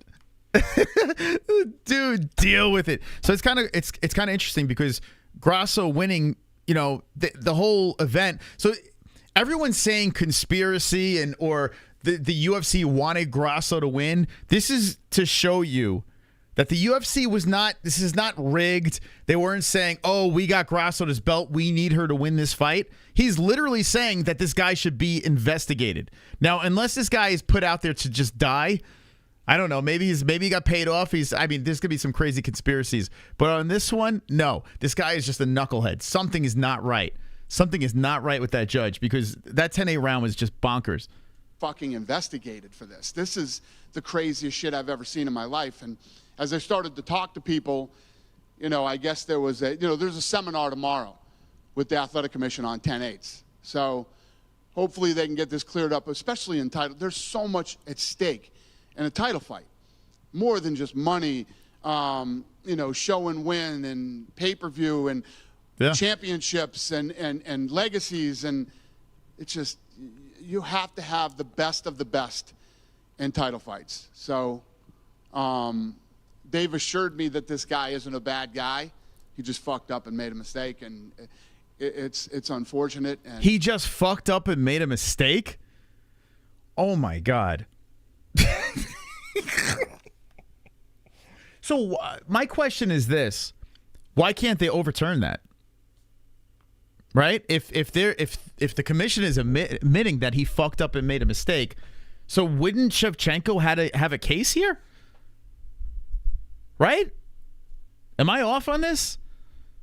Wouldn't she have a case to overturn this? I hope someone asks a follow-up question like that. There's no way in hell that was a 10-8 round. now you kind of wonder what you do next, right? I mean, it sounds like Valentina's going to need surgery on her hand, so I don't know if that impacts it. But do you feel like they need to fight a third time? You have to rematch. There you go. You have to do the rematch. We will rematch them. It's the right thing to do. It's the fight that needs to happen. And All Dana needed was a little vacation. I don't know. He must have got his cock sucked real hard because all of a sudden he's back. He's making sense. You do have to rematch that. Okay. Yeah, you have to complete the trilogy. This is, I mean, listen, we're 1-1. And even if it was a legit draw, no one won that fight. And I wish someone would bring it. Hopefully someone will bring it up. Will you do something with title fights where there's no more fucking draws? What do I have against Mexicans? I am always sucking off Mexicans. I prefer Mexicans over white people. What are you talking about? I love fucking Mexicans. Just because in this situation I'm actually speaking the truth. I am the voice of the Mexican people, for God's sakes. When I go to Mexico, they roll out the red carpet. They got the fucking mariachi band. They call me Mexican Mas. The hell are you talking about? Yeah, so let me tell you guys this. Let me tell you this text I got today. Fuck did it go? All right. I mean, my wife is part Mexican, for God's sakes. Hey, Dana, your idea to go all in on Mexican Independence Day paid off. Noche UFC was the most watched fight night of all time on ESPN+. 1.1 million unique views. Okay. All right. Well, one, it's a title fight. Two, it's not in the fucking Apex. It's in a freaking actual, it's at MGM. Does this mean, are we moving away from pay-per-views? Because I got to be honest with you. Look at that grin on his face. If they are getting good views on this, right now, I don't think the gate they did well. I would love to hear the number at the gate because I guarantee they gave away a ton of tickets. But if they did good on this, if people watch this on our ESPN Plus link, this will open the door to advertisers flipping the bill, and we can watch these events without paying $85 a pop. Because here's the thing. People will be more inclined to just be paying for ESPN Plus, right? Not having to pay $85, and they're not going to look for illegal streams. You're going to say, okay, listen, I got ESPN Plus, I'm going to get everything. People are going to pay for that. They'll get all those eyes that are going to illegal streams back into their direction. So I'm hoping these motherfuckers did good on that night, and now we can get rid of this goddamn pay-per-view shit. 1.1 million people that had never been to ESPN Plus tuned in for that fight. You're welcome. I had a link in my description in live chat. Give me a cut, Dana White. Give me a piece of the pie, please. So think about that. It generated 167 million total minutes. Yeah. What did the gate do? Hey, Dana, what did the gate do? How many free tickets did you give away? There's no way you sold that out. There's no fucking way. What'd the gate do? It did 3x the average viewership, minutes watched on the Spanish feed. So I would prefer not to stream it. What do you mean, Vince? Like, explain. So, like, you mean not to find a stream for it, or because I mean technically we're streaming on ESPN. So what do you mean? I would definitely do that. I've never bought a pay-per-view, and I see nearly every fight. Right? So listen, it's so easy. Like, there's a website that popped up. I can't even believe it that I get the red zone. I'm like, dude, this is insane. It's like the clearest shit ever. I mean, I don't have to pay for the red zone. But if I already pay for ESPN Plus, if there was a way to just say, okay, you paid for it, you get the pay-per-views too, more people are going to buy it. More people are going to buy that ESPN Plus package. That's like, what, $10 a month? How many people did they lay off this weekend? Oh, for the WWE thing? I hope someone asked that question. That'd be interesting. It's a great question. Yeah, I hope someone brings that up. I think Vince is trying to say he's a pervert. I didn't get that vibe. No, I was actually just curious, like, what was it talking about? He's a pervert. Wow, killed it. Wow. It was an incredible success. Do you think you'll make that an annual event? I think we weren't really sure going into it. I mean, it was super. I will get that date every year from now on. Yes. Okay, there you go. I would rather be on regular television. Not me, man. Do you have cable, Vince? Because I got rid of cable. Like, I don't have cable anymore. Like, I just got rid of it. So everything I do is stream. So Man, regular. I wouldn't want that. Would you? Would people want that? Like regular TV is kind of dead. Because if you think about it, every sport now has their own thing going on. Like regular TV is like a dinosaur, like it's a prehistoric thing. So that would be taking a massive step backwards.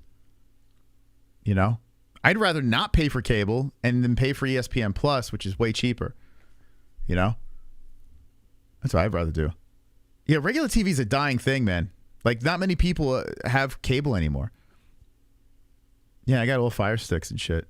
I got rid of cable, like what, 7 years ago? Yeah, I got rid of it a long time ago. Very nice. And you did say that, so you'll match them next. Shevchenko, Grasso will have to fight next, you think?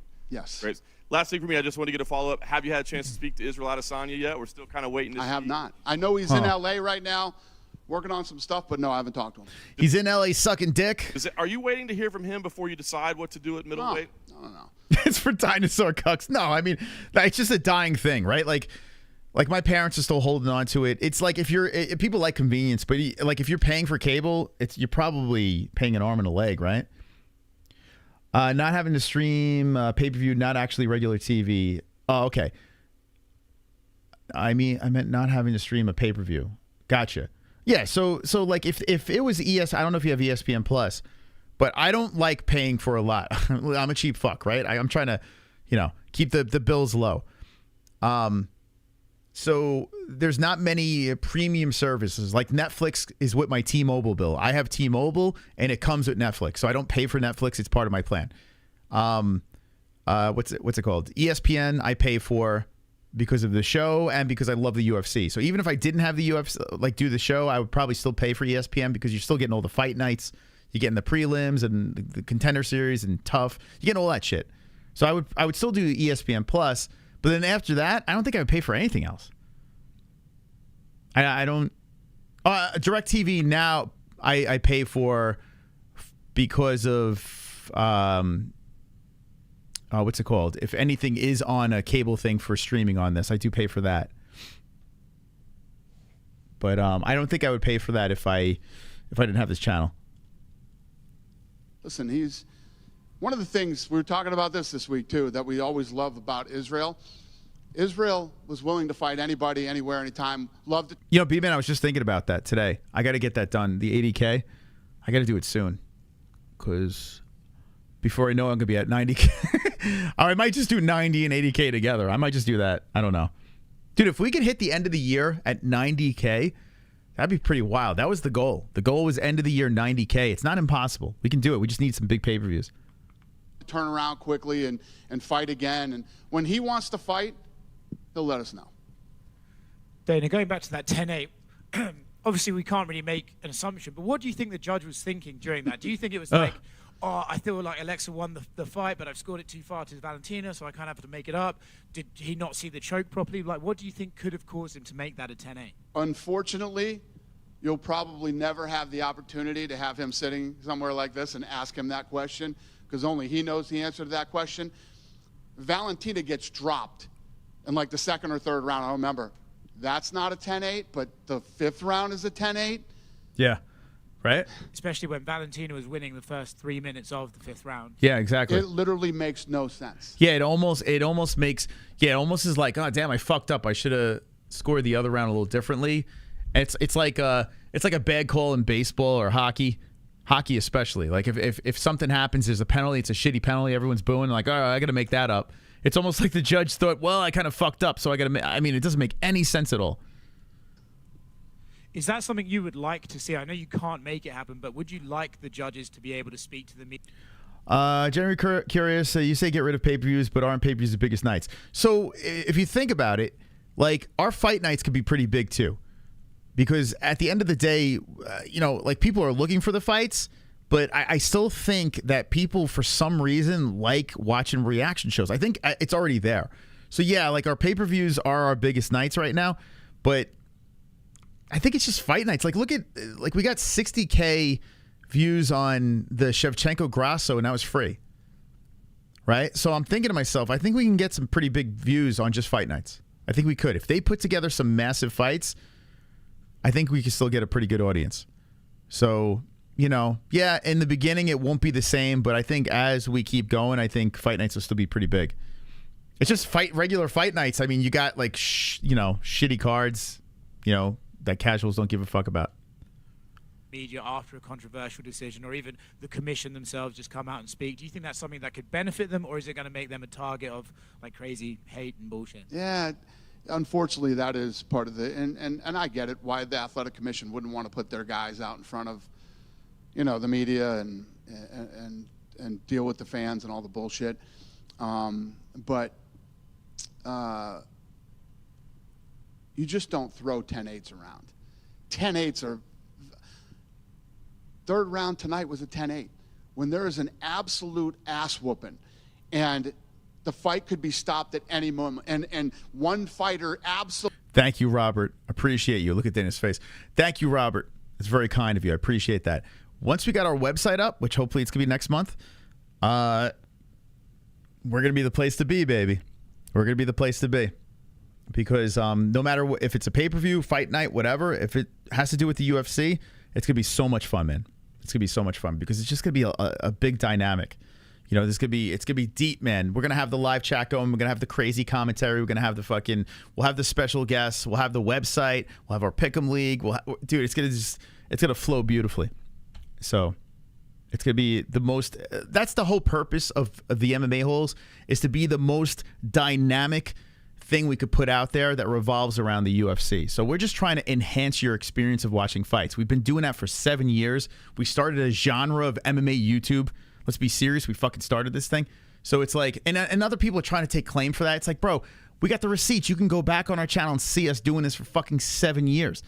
You know, like, it's weird that people are like, well, I started this channel to like, dude, no, you didn't. You started because of us. We started this shit. You know what I'm saying? And we're just going to constantly innovate and evolve. And if pay-per-views go away, it's going to be fine.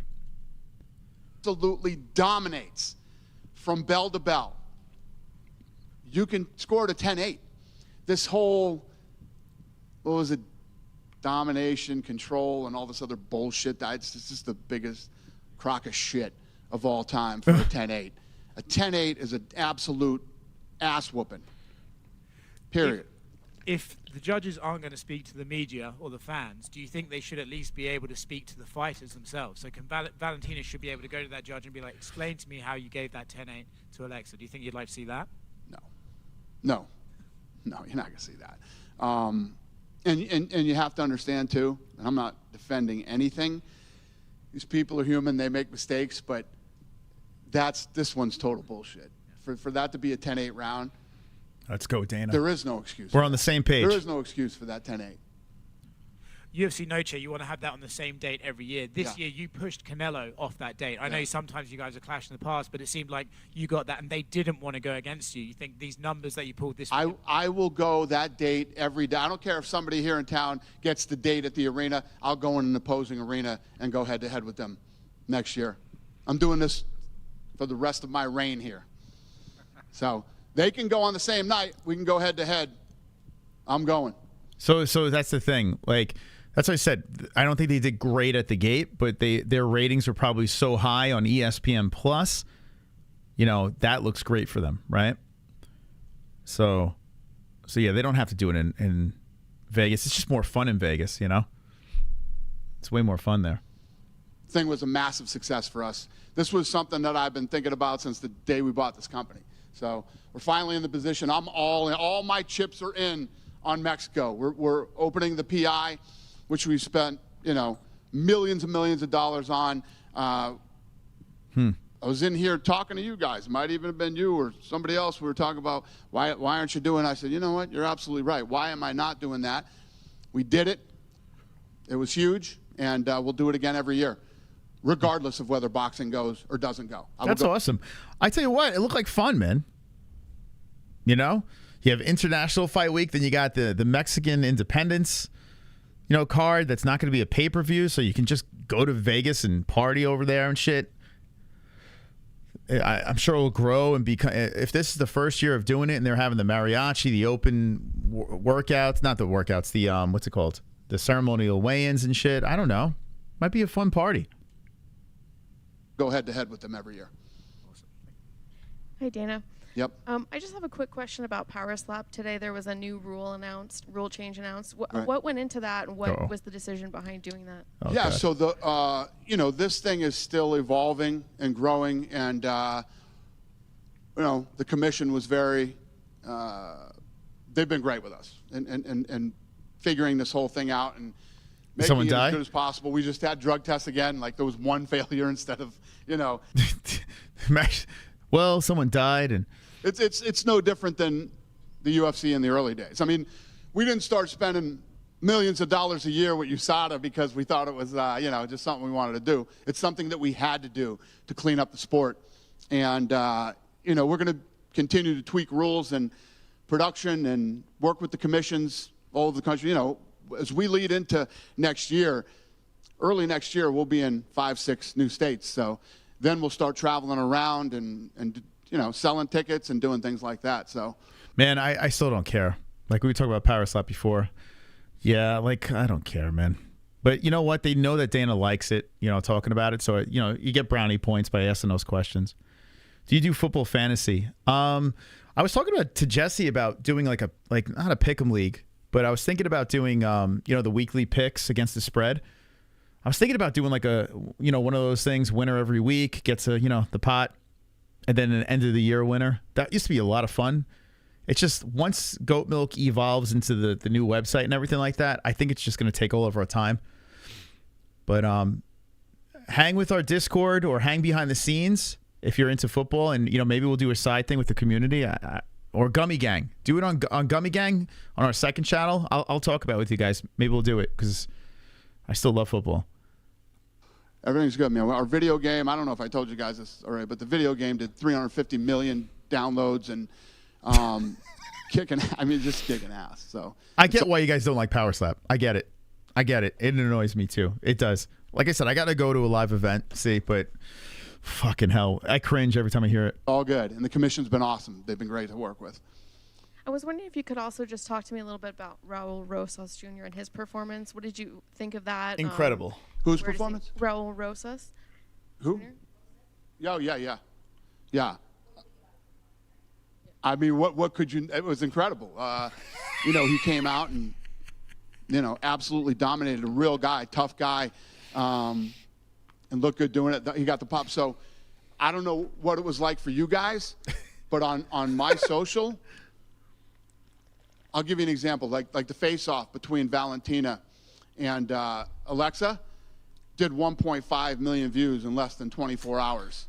He did 3 million views in less than 24 hours. He's a star, no doubt. He incredible. Doubled what the main event did and destroyed the rest of the card as far as views. Dude, all right, hold on.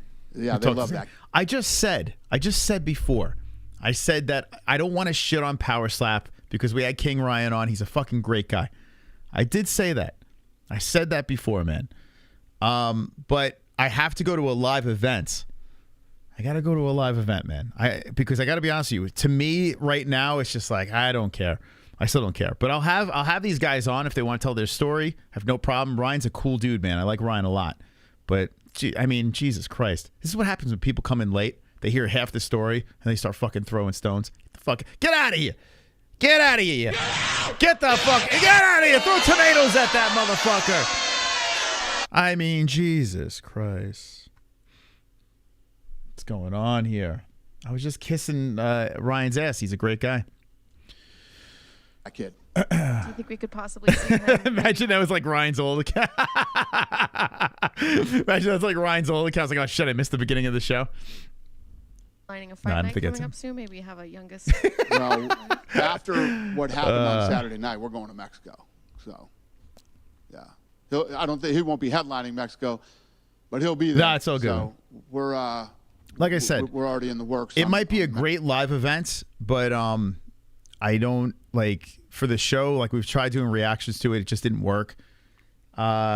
It's very premature. Like it's in their infancy stages and it needs work, But it's probably a great time if you go there. I said you get drunk, you rub elbows with celebrities and shit like that. It'd be a good time. But like right now, I'm not there, so I'm not gonna like jump on something just to shill. I need proof. Mexico fight. Thank you. You're welcome. Going back to the Noche UFC, the outdoor weigh-ins in that Q&A, what did you think about that? Did you like that? And is that something that's going to be part of it going forward? Well, we've done it before. We've done that before many times in different cities. But, yeah, that's always a winner when the weather's right. VR plug ding dong. VR plug, do you know Ryan? Or here, I'll let this come in over here. Do you know Ryan or something? Thank you for the 10, man. Appreciate you. Appreciate you. Public apology. Didn't hear the first part. Much love though, bro. Yeah. Ryan can get you tickets. Like I said, I like Ryan a lot. He's a fucking good dude, man. He's a solid dude. And like I wish him nothing but the best. I hope Power Slap succeeds because he's in it. But other than that, like, you know, we're still, you know, we're you know, let it play out. See what happens here. The problem is the marketing of Power Slap is annoying. Oh, you know all the fighters? Yeah. So we're getting force-fed it, right? And that is my biggest problem. Like, Dana White is like, look, right now he's doing the media scrum with the Power Slap shirt on. He, you know, their social media is taking over with Power Slap. He's comparing it to the beginning of UFC. The UFC didn't have a big organization to help push them. It was just like the little engine that became a massive organization, right? Whereas Power Slap is getting a big helping hand from the UFC, and they're forcing it on their fans that are, you know, some are just not into it, you know? So, like, I'm on the fence, you know? I'm on the fence. I don't know. I don't quite know. Yeah, Ryan was a great interview. He's a good dude. So I'm riding it. I'm not going to completely close the door on Power Slap, but I'm not there. I'm just not there yet. It just doesn't have my attention. So slapping just doesn't seem manly. It's I bet if you go to it, I bet it's a blast. Because like I said before, if I said to you, and this is what I said earlier, if you missed it earlier, he's returning in the 25th. All right, we'll keep an eye on that. But I said if I can give you free tickets in the chat, right? If I could say, okay, one of you can get tickets to Power Slap, we'll fly you to Vegas. You get a night. You can fucking hang out, watch Power Slap. Would you do it? I said, of course I would do it, because if someone says, hey, if I can get you tickets to Vegas, you can watch a car crash. Like, if you hear a car crash outside, you run outside and you want to see what's going on. You want to see the train wreck. And that's what Power Slap is, right? It's a sanctioned train wreck. And as human beings, we like to see that stuff, right? So, of course, if someone says, yo, give me free tickets, go to Vegas, I'll watch it. You know, and I think a lot of people of our chat, they said no when I said it before. You know? They did say no, but I think they're lying. I think they would go. I think they would. Go to a live show, get your attention. Also hear some of these guys' stories. Yeah, I'm sure.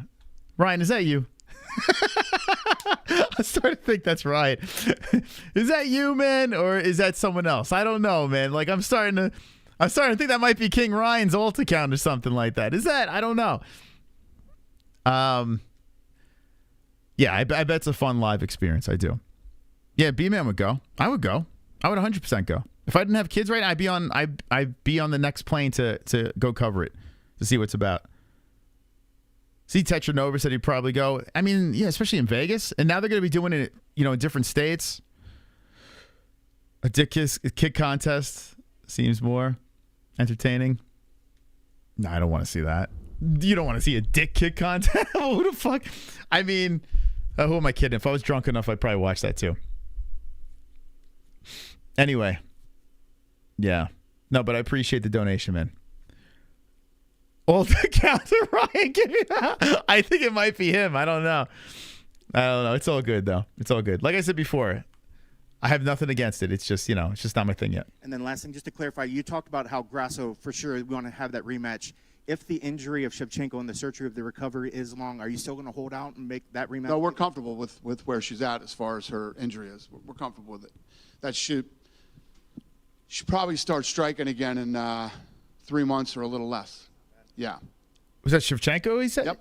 All good. Okay. So he's definitely going to do the trilogy with those two. How do you guys feel about that? Are you guys down with that? Like, I'm down with that.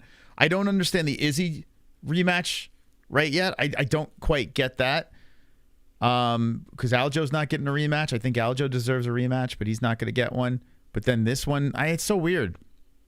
Some deserve, some don't. Super strange. Super strange.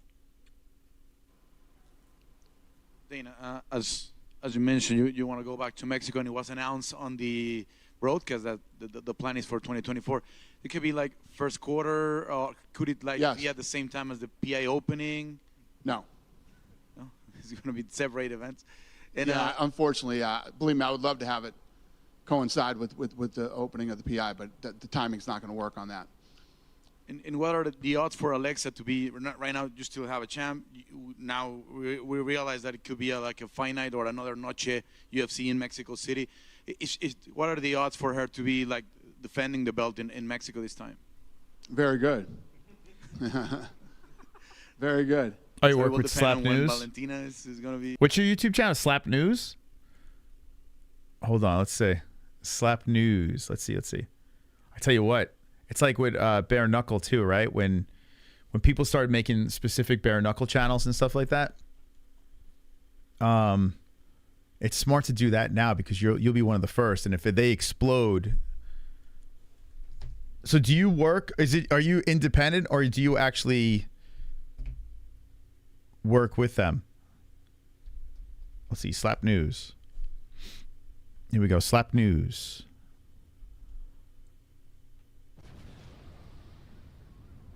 Nude slaps. Here we go.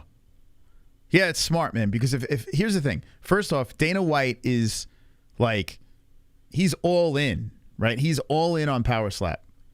So if you get in on this early, you're on the boss's good side, right? So it's a very smart move. So I would defend the shit out of this, man, because if it explodes, you're like, you're in, you know. Oh, can't play that. Let's see what he's got here. Welcome to Canada. How much do you love this? Is this you? You're independent? So would you start a YouTube channel and started covering it? Smart move. So you're gonna get a bunch of follows here too. Is this you? The city. Thanks, brother. No, it's been fun, man. He's got a full censor. He's got a full Dana is just he don't give a fuck anymore. The buzz and the energy here is incredible. I'm looking forward. He's still saying incredible. That's your buddy Corey.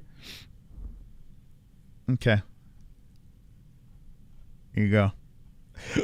I'll subscribe. Do the right thing. All righty. Let's move on.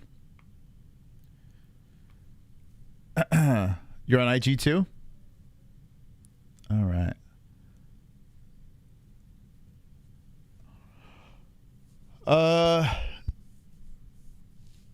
We got you, man. Is what? It will depend on the timing on Valentina's injury to go back to Mexico. I think that Valentina can start striking in under 3 months or 3 months. So. Yeah, listen, Full Send's killing it, and Dana White's very smart to be working with Full Send. Dana's not a stupid dude. There is a method to his madness with everything, and to plug Full Send's got such a massive audience. Nina Drama too, like their social media platforms are booming, and I respect Kyle a lot. Like that guy Kyle he's a smart businessman. That kid went from fucking doing horrific pranks, like the pranks were just terrible and lame, but they were viral, right? And he took that and did the podcast. He got the Happy Dad. He's infiltrated the UFC, and next thing you know, they're working together. Even I can't stand the Paul brothers, but you got to respect them as businessmen. As businessmen, their pranks are terrible. Like they're not funny. Like it's weird, man. It's weird. I'm like, I watch their pranks. I'm like, dude, what is this? But I got to say, their podcast is interesting because they get like the most interesting people out there. Whoever is out there that's interesting, Full Send's going to get them on their show because of their platform. So super smart businessmen. Much respect to them for that. And of course Dana would jump on that, you know? But it's another situation of where he's force-feeding his audience, shit that they don't give a fuck about, And that Steiny kid, Jesus Christ. He is insufferable. But I respect that Kyle kid. That Kyle kid's a good businessman. We're good. We spoke for the first time about having this. Hold on. What was the question? To go back to No, I think that Valentina can start striking in under 3 months or 3 months. So wow, we're good. Okay. We spoke for the first time about having this Mexican not in the pens because he was about Cinco de Mayo in March. So can you take us about the process of what happened with your team when the first time you told them, I want to do this, I want to take this Mexican dates from boxing. I think we can compete now. We have enough talent. Can you tell us about the process of what happened during this year to get? I don't want to take the dates from boxing. They can do whatever they want to do. You know what I mean? It's not like, oh, I'm going to take this date now. You can't have it. You guys can go at the same time. You can do whatever you want to do. You know what I mean? So, yeah, I mean, as soon as I said, yeah, why are we not doing this? We should do this. We went right back to the... Dude, it's crazy. There was a time where the UFC's like, I'm not going against boxing. And now they're like, fuck boxing. Dude, like the UFC legit is massive right now. It's ever since they signed with ESPN, like that goes to show you that they are no joke. They are no joke. The prediction from 7 years ago when I was like, watch UFC surpass boxing, and everyone was fucking laughing. Look at them here. And you know, with these, I mean, with Power Slap and these other things, I mean, you guys will be getting the last laugh if they can prevail. You know? But we were saying with the UFC, it is crazy to think back when we were doing goofy streams 7 years ago saying, oh, this shit's going to be bigger than boxing. Now Dana's like, yeah, I'll go up against boxing. I don't give a shit. Like people are like, oh, you don't believe that. Yeah, I believe it. I think Dana has no problem going against that shit. Unless he wants to watch the fight. You know, maybe then he won't go against it. I don't know. But, man, it's pretty wild. Office the next day and started working on building the card. And, you know, we built what was Saturday. There was a few like unique things for Noche, like the graphics and the music during the cuts and everything, and even the jersey. Have you seen the jerseys are around $600 now? I mean, they sold out like early in the card, and then like people paying $600, $700. What? The green jerseys. I heard about that, but I didn't see them. I didn't see that. Yeah. They're on eBay around $700 today. Are they really? Oh shit! All right. What? Yeah. Yeah, so this was our first time out, and you know how we operate. It'll get better every year. We'll make it bigger and better every year that we do it. We're all in on this thing. Thanks a lot, Dana. All right. Just to follow up on Noche, obviously it was free this year. Do you see that staying the same every Here year, we or go. do you think eventually it'll be so big you What? can move to UFC Noche? Do you think it'll be stay free, or can you see it becoming a pay-per-view? Yeah. I mean, just like everything that we do, it will evolve and get better and grow and get bigger. And with the opening of the PI, and it's just, every time I say this to you guys, am I wrong? Watch what we do in the next 3 years. Wait, you're not answering the question, bro. You're not answering the question. The question is it going to stay a paper? Please follow up and hit him over the head. Make him answer the question. Down in Mexico. Watch what we do in the next 3 years. Dana? That's not the. No! You bastard. You slimy bastard, you. Just like everything that we do, it will So big you What? can move to UFC. all in on this thing. Thanks a lot, Dana. All right. Just to follow up on Noche, obviously it was free this year. Do you see that staying the same every year, or do you think eventually it'll be so big you What? can move to UFC Noche? Do you think it'll be stay free, or can you see it becoming a pay-per-view? Yeah. I mean, just like everything that we do, it will evolve and get better and grow and get bigger. And with the opening of the PI and Oh, just, fuck. Whoever said it's going to be a pay-per-view, you're right. God damn it. every time I I hate this. say this to you guys, am I wrong? Watch what we do in the next 3 years down in Mexico. God Watch what we damn do. it. So, yeah, we're going to make it so big, so you're going to have to pay $85 to watch it. Bro, give us one, you fuck. The next 3 years. Dana? Because the gate didn't do it. So, yeah, all these great numbers on ESPN Plus, but the gate didn't do it. Fucking hell. So let's make it bigger. Then the gate will do better. We'll charge pay-per-views. Fucking hell, man. Can you explain a little bit more on why you passed on Daniel Allen? Was it just was it his record? Was it his age? No. Listen, he didn't get a finish. Yeah, nope, none of that. I look at people, and for example, Stephanie, right? Young, this, that, but I in that fight tonight, she was aggressive. She tried to finish the whole time, stuffing shots, and I think she was on the ground for 6 minutes and 27 seconds with a six-time Brazilian Jiu-Jitsu world champion, whose thing is the rear naked choke. She stayed out of it the whole time. She was dominant on the feet, All right, you want to bang her? And I just saw something in her that I liked, and I think she can be somebody. Now, Daniel Allen. You rather fuck her. He than goes Allen. in. If you didn't wrestle tonight. I just thought about something. But Dana, let's call a spade a spade.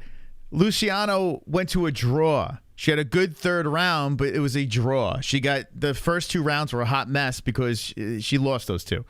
Then she wins a 10-8 round in the third. It's a draw. This dude, he did great. Some judges said it was a 29-28, but regardless, he won the fight, and he didn't get a contract. Let's be honest here. Stephanie is more fuckable than Daniel James Allen. You are heterosexual, you liked her booty, and you picked the girl with the draw. Just say, no, I'd rather fuck her. Just say the real thing.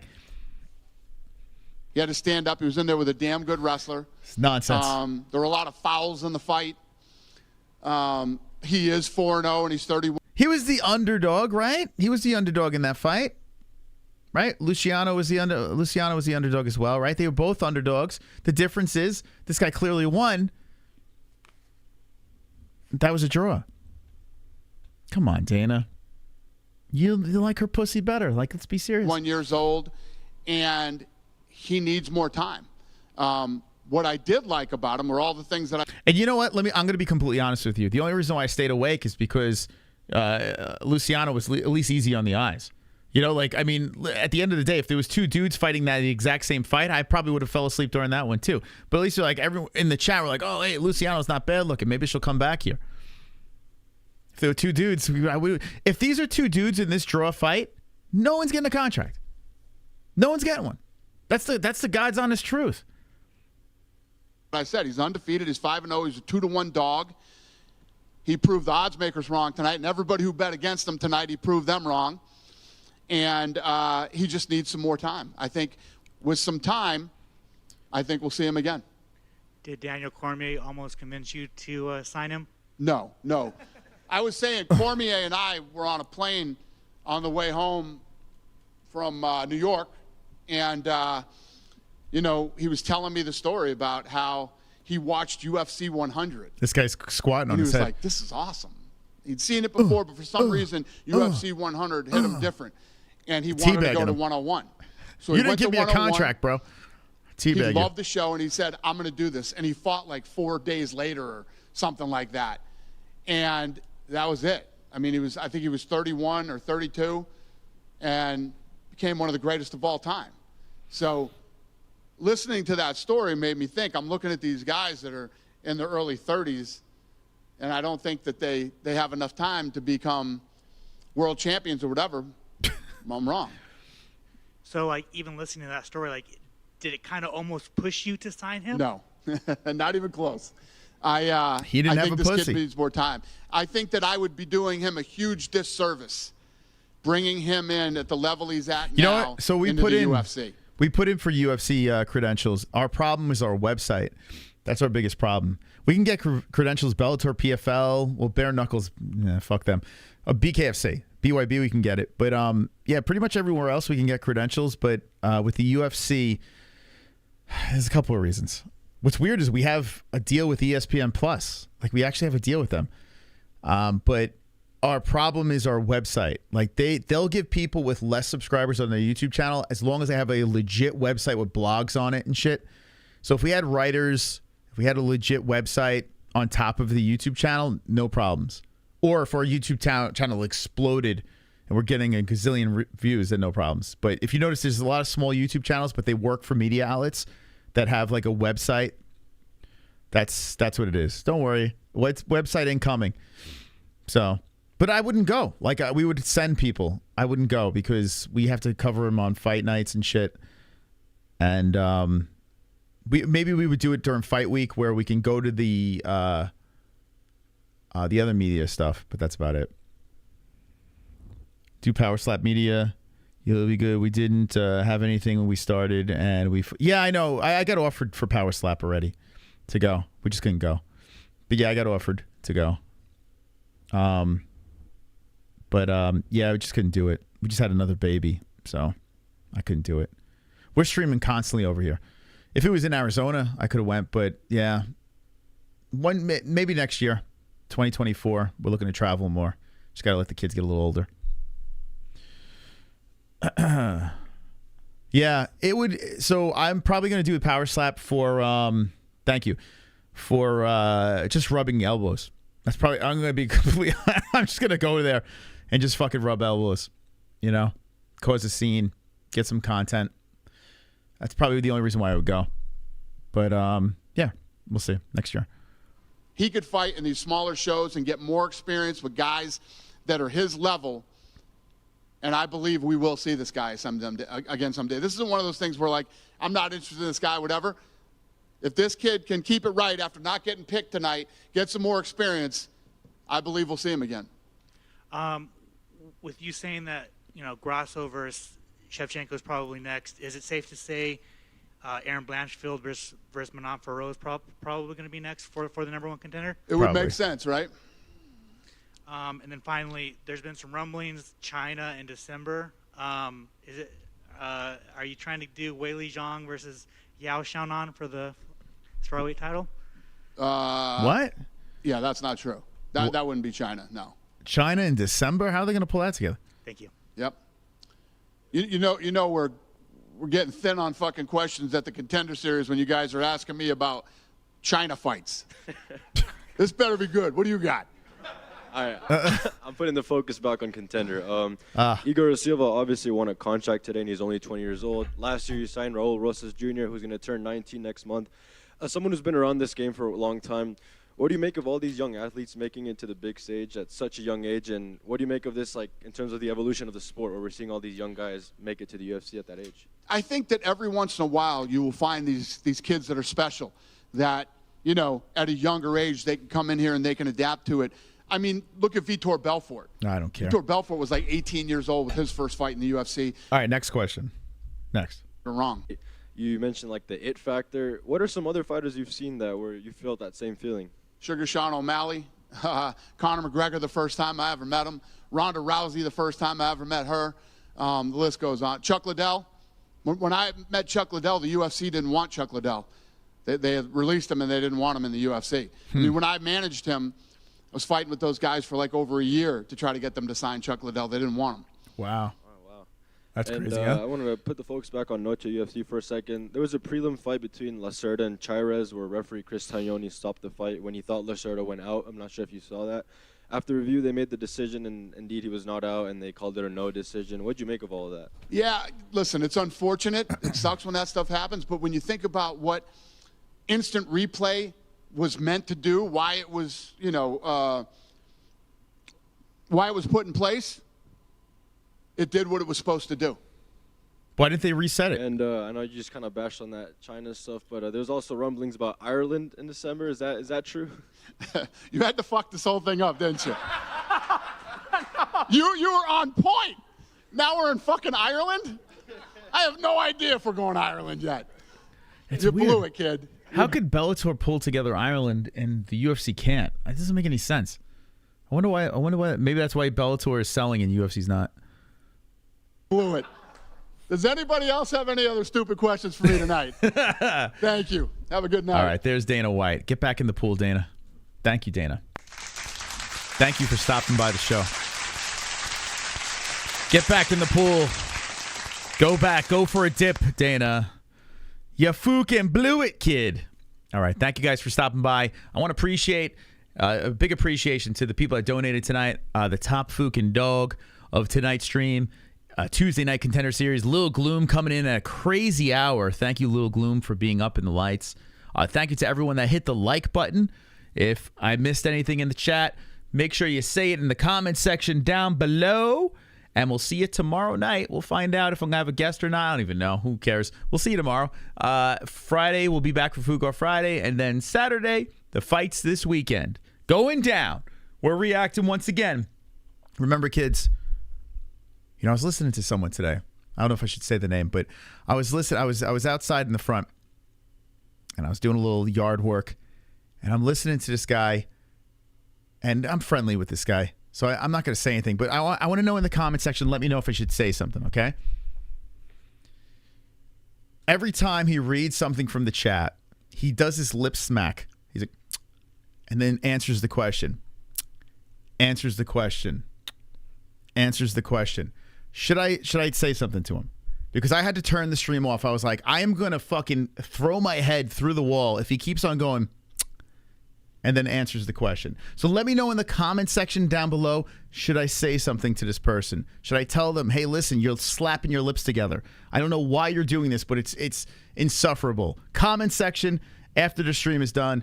Don't be an a-hole. Be an MMA hole. Good night.